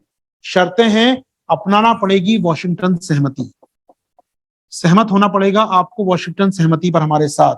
आप भी ट्रेड को बढ़ाएंगे, आप भी टैक्स कम करेंगे, आपका जो नियंत्रण सरकारों का जो समाजवादी मॉडल है उसको बदलेंगे आप।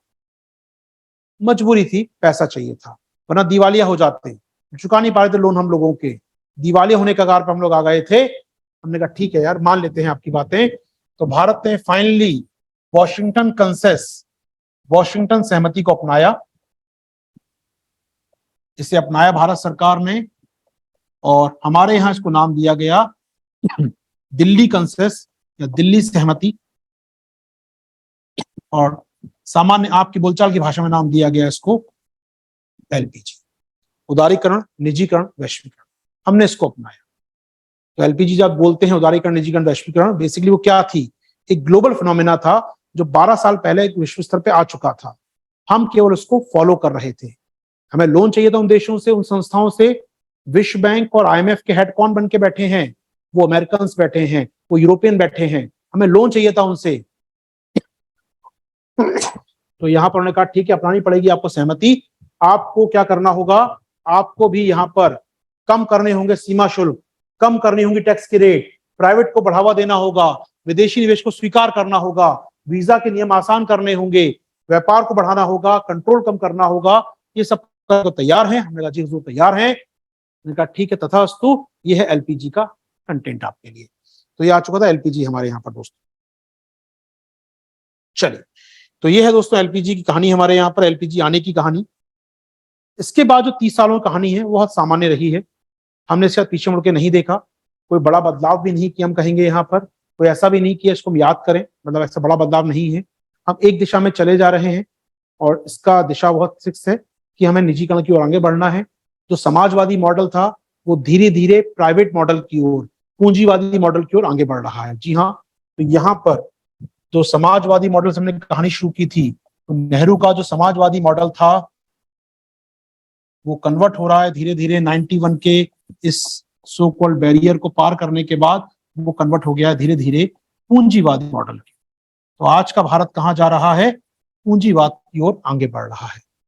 धीरे धीरे सरकारी कंपनियां खत्म हो रही हैं, धीरे धीरे सरकारी कंपनी को बेचा जा रहा है, धीरे धीरे सरकारी क्षेत्र सिमट रहा है, चाहे वो भारतीय रेलवे हो, बैंकिंग सेक्टर हो, एविएशन हो।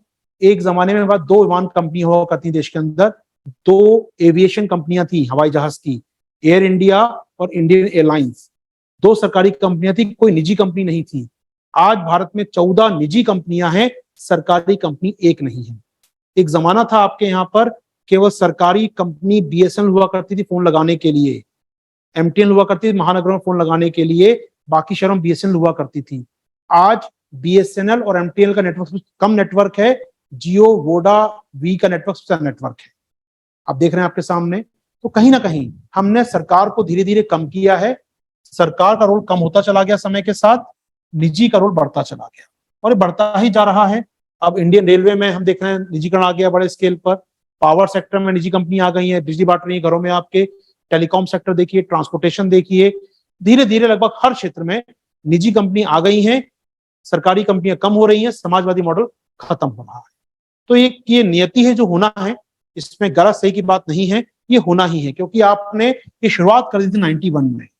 आप जो शुरुआत कर चुके थे इससे वापस मुड़ के आप नहीं देख सकते, आप वापस मुड़ ही नहीं सकते। इससे एक ऐसा ढलान है जहां आपको नीचे की ओर ही जाना है, आप नीचे की ओर जा रहे हैं। समाजवाद खत्म हो रहा है, पूंजीवाद की ओर स्वागत है। तो भारतीय अर्थव्यवस्था समाजवाद से पूंजीवाद की ओर आगे बढ़ रही है। सबसे बड़ा बैरियर, सबसे बड़ा जो अवरोधक था या बड़ा जो बदलाव था वो था 91 का।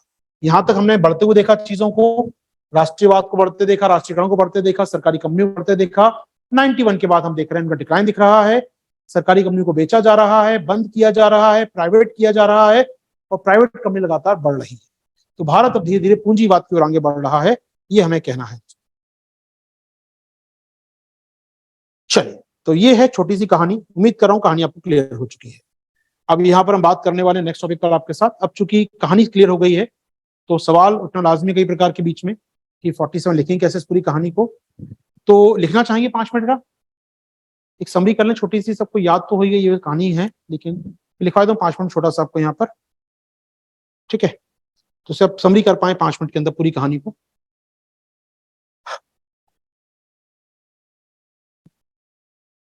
एक मिनट रुकिएगा Praveen ji, just hold on.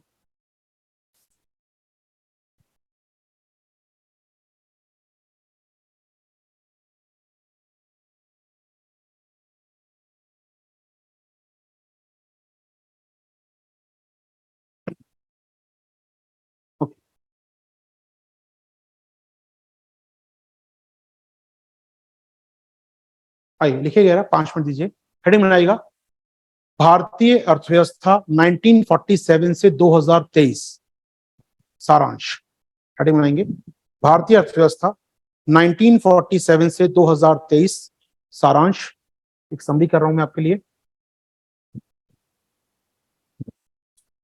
Thank you.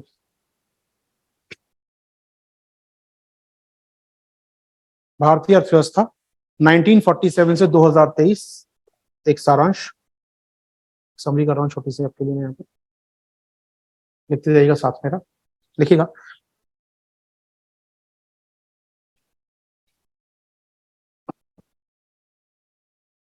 लिखिएगा। आजादी के समय, आजादी के समय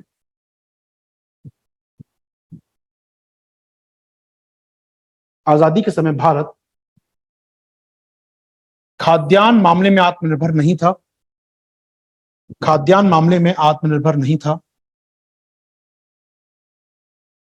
आत्मनिर्भर नहीं था। 1943 में देश में एक बड़ा अकाल पड़ चुका था।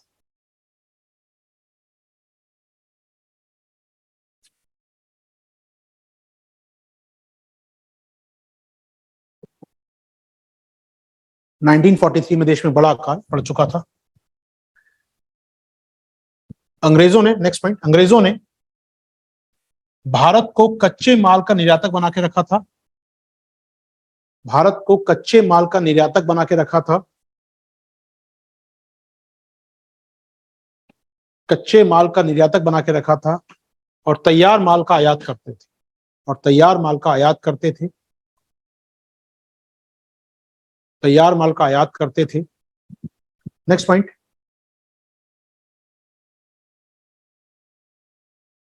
घरेलू उद्योगों को संरक्षण नहीं दिया गया। घरेलू उद्योगों को संरक्षण नहीं दिया गया। संरक्षण नहीं दिया गया एवं बुनियादी ढांचा बहुत सीमित स्तर पर था। बुनियादी ढांचा बहुत सीमित स्तर पर था। बुनियादी ढांचा बहुत सीमित स्तर पर था। नेक्स्ट पॉइंट, ब्रिटिश सरकार की लगान व्यवस्था, ब्रिटिश सरकार की लगान व्यवस्था अर्थात भू राजस्व व्यवस्था, लैंड रेवेन्यू, अर्थात भू राजस्व व्यवस्था के कारण, भू राजस्व व्यवस्था के कारण किसान गरीब बने हुए थे। किसान गरीब बने हुए थे। किसान गरीब बने हुए थे एवं, इसी जोड़िएगा, एवं राजे रजवाड़ों के शासन अंत होने से, एवं राजे रजवाड़ों के शासन के अंत होने से, राजे रजवाड़ों के शासन अंत होने से शहरी मजदूर वर्ग भी, शहरी मजदूर वर्ग भी कृषि पर बोझ बनता जा रहा था। कृषि पर बोझ बनता जा रहा था। कृषि पर बोझ बनता जा रहा था। नेक्स्ट पॉइंट, अंग्रेजों ने भारत में नकदी फसलों को बढ़ावा दिया। अंग्रेजों ने भारत में नकदी फसलों को बढ़ावा दिया। नकदी फसलों को बढ़ावा दिया एवं आजादी के समय, एवं आजादी के समय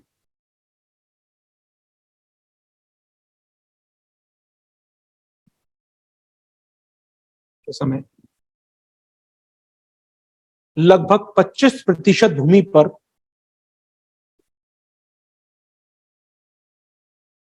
लगभग 25% भूमि पर नकदी फसलें होती थी। लगभग 25% भूमि पर नकदी फसलें होती थी, कैश क्रॉप होती थी, नकदी फसलें होती थी। अब एक ग्राफ देख सकते हैं, मैं डेटा यहाँ पर पढ़ेंगे, आप एग्रीकल्चर बढ़ाऊंगा आपको मैं। आप समझ सकते हैं कि वर्ष 1900 के आसपास हमारा कैश क्रॉप पैटर्न कितना था, लगभग 17% कैश क्रॉप थी हमारे पास। कैश क्रॉप थी, 83% अनाज होता था 1900 के आसपास। 17% था, 83% अनाज था हमारे यहाँ पर खेतों में। लेकिन आजादी के समय लगभग क्या हो गया था, 25% लगभग आपका कैश क्रॉप थी और लगभग 75% के आसपास अनाज उत्पादन। काफी तेजी से बढ़ रही थी कैश क्रॉप हमारे यहाँ पर, जो संकट था। ठीक है, नेक्स्ट पॉइंट, नेक्स्ट पॉइंट देखिएगा, इसमें जोड़ लीजिएगा। कैश क्रॉप की अधिकता के कारण या नकदी फसलों की अधिकता के कारण, नकदी फसलों की अधिकता के कारण भारत में अनाज का संकट पैदा हो गया था। अनाज का संकट पैदा हो गया था।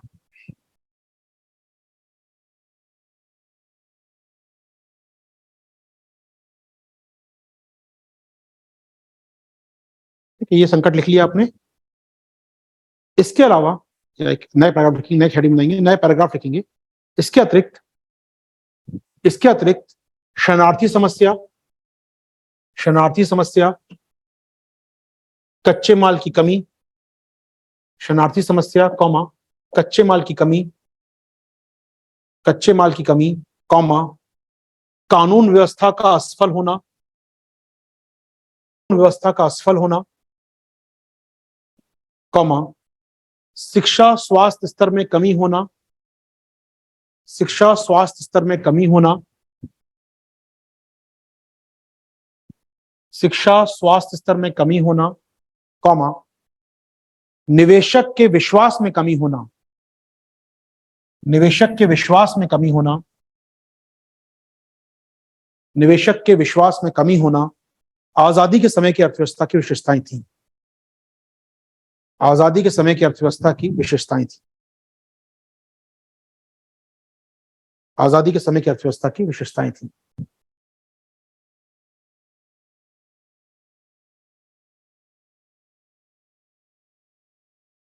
आजादी के समय की अर्थव्यवस्था की विशेषताएं थी। ठीक है, हेडिंग बनाएंगे यहां पर आप छोटे हेडिंग 47 से 67 का समय, 47 से 67 का समय, आजादी की बात के पहले 20 साल, 47 से 67 का समय लिखिएगा।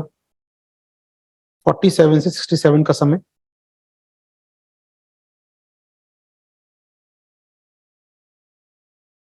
आजादी के बाद, आजादी के बाद प्रारंभिक नीति निर्माताओं ने, आजादी के बाद प्रारंभिक नीति निर्माताओं ने,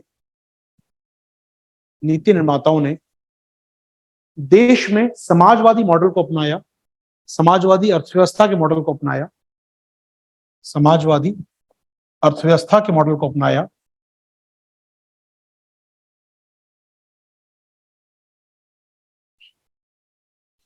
जिसमें जिसमें उत्पादन और वितरण पर नियंत्रण सरकार का होता है, जिसमें उत्पादन और वितरण पर नियंत्रण सरकार का होता है,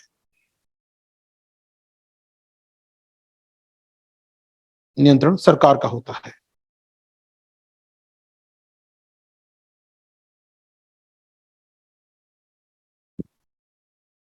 नीति निर्माताओं का मानना था, नीति निर्माताओं का मानना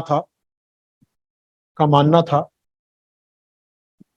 कि यदि भारत में पूंजीवादी अर्थव्यवस्था अपनाई जाती है,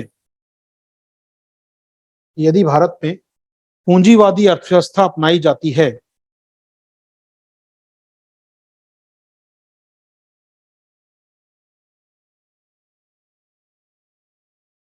यदि भारत में पूंजीवादी अर्थव्यवस्था अपनाई जाती है,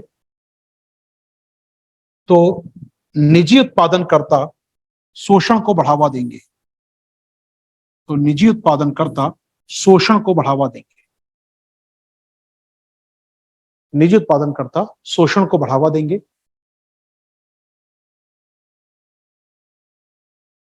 शोषण को बढ़ावा देंगे। हालांकि भारत में, हालांकि भारत में पूर्णतः समाजवादी मॉडल ना होकर, हालांकि भारत में पूर्णतः समाजवादी मॉडल ना होकर मिश्रित अर्थव्यवस्था को अपनाया गया था, मिश्रित अर्थव्यवस्था को अपनाया गया था।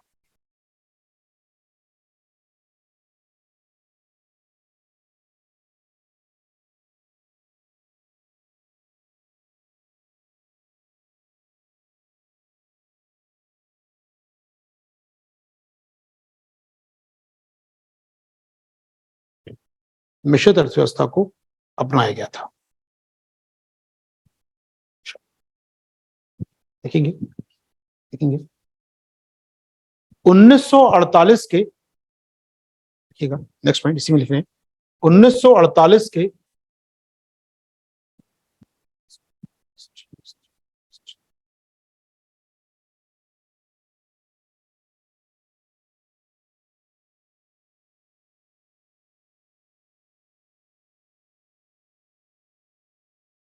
1948 के औद्योगिक नीति संकल्पना प्रस्ताव में, औद्योगिक नीति संकल्प में, औद्योगिक नीति संकल्प में, 1948 के औद्योगिक नीति संकल्प में एवं 1956 के औद्योगिक नीति संकल्प प्रस्ताव में, 1956 के औद्योगिक नीति संकल्प प्रस्ताव में सरकारी निवेश को बढ़ावा देने की बात कही गई। सरकारी निवेश को बढ़ावा देने की बात कही गई। सरकारी निवेश को बढ़ावा देने की बात कही गई और लगभग 300 से अधिक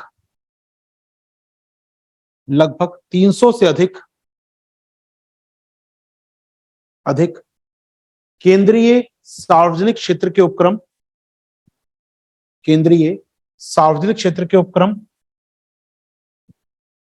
300 से अधिक केंद्रीय सार्वजनिक क्षेत्र के उपक्रम और 2000 से अधिक राज्य सार्वजनिक क्षेत्र के उपक्रम स्थापित किए गए। 2000 से अधिक राज्य सार्वजनिक क्षेत्र के उपक्रम स्थापित किए गए।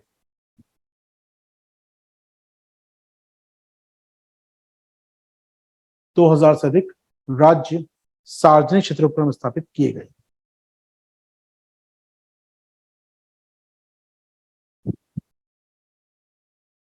नेक्स्ट पॉइंट, इस दौरान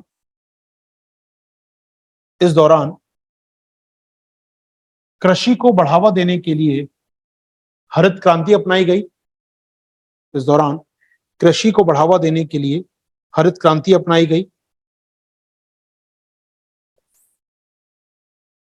एवं देश में आयात कम करने के लिए आयात प्रतिस्थापन नीति को स्वीकार किया गया। आयात प्रतिस्थापन नीति को स्वीकार किया गया। इंपोर्ट सब्स्टिट्यूशन पॉलिसी, आयात प्रतिस्थापन नीति को स्वीकार किया गया।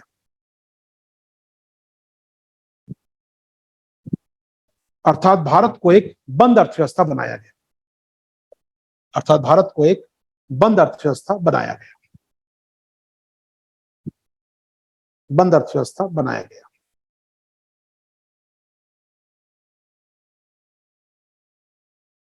चलिए, ये हम आगे 67 के आसपास आ चुके हैं। अब बनाएंगे 67 से 79 तक की पॉलिसी, 77 तक की पॉलिसी। 67 से 77 अगले 10 साल, 67 से 77। इस दौरान राजनीतिक कारणों से राष्ट्रीयकरण को बढ़ावा दिया गया। इस दौरान राजनीतिक कारणों से राष्ट्रीयकरण को बढ़ावा दिया गया।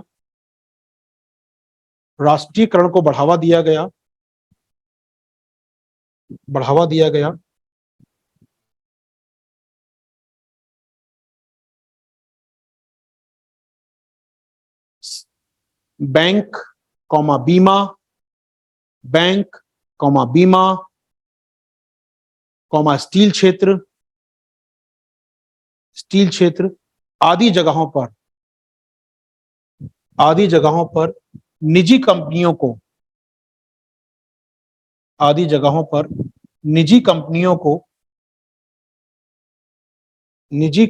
को राष्ट्रीयकृत करके सरकारी बना दिया गया, राष्ट्रीयकृत करके सरकारी बना दिया गया, राष्ट्रीयकृत करके सरकारी बना दिया गया।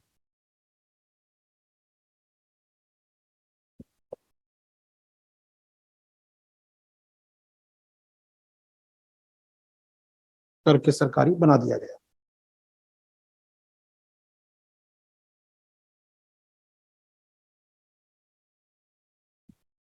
नेक्स्ट पॉइंट,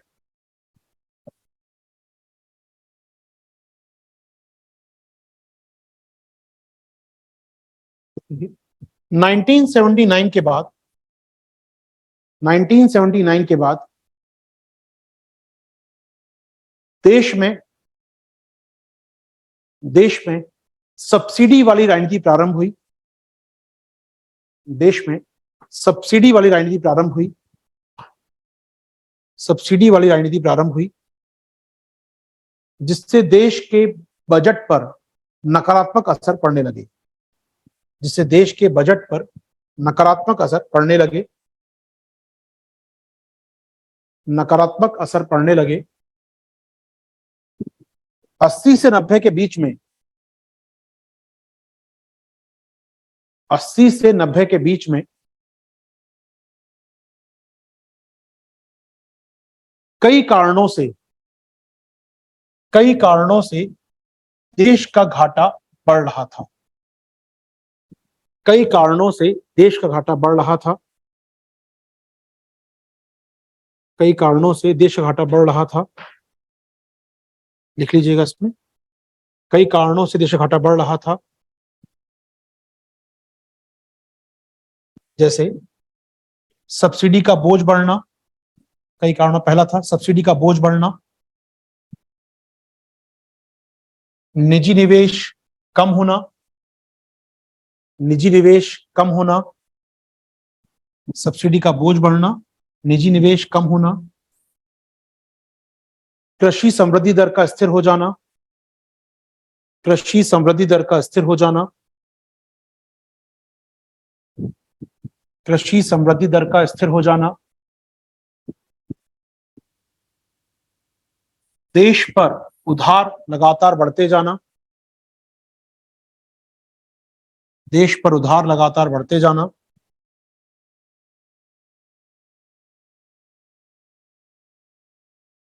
सुरक्षा कारणों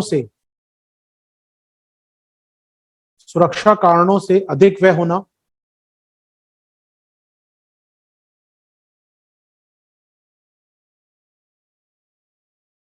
सुरक्षा कारणों से अधिक व्यय होना,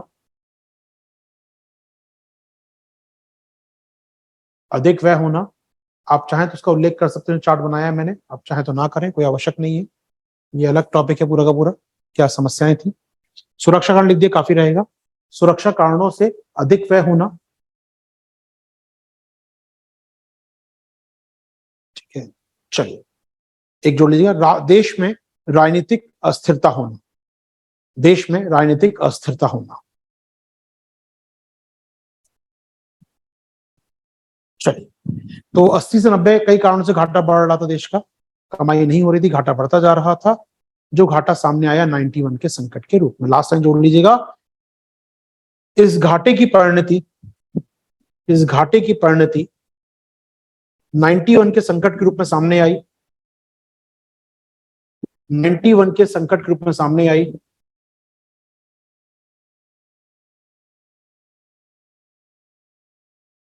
जब देश में भुगतान संतुलन का संकट पैदा हुआ, जब देश में भुगतान संतुलन का संकट पैदा हुआ, जब देश में भुगतान संतुलन का संकट पैदा हुआ। ठीक है, हेडिंग बनाएंगे 1991 का संकट, हेडिंग बनाएंगे 1991 का संकट,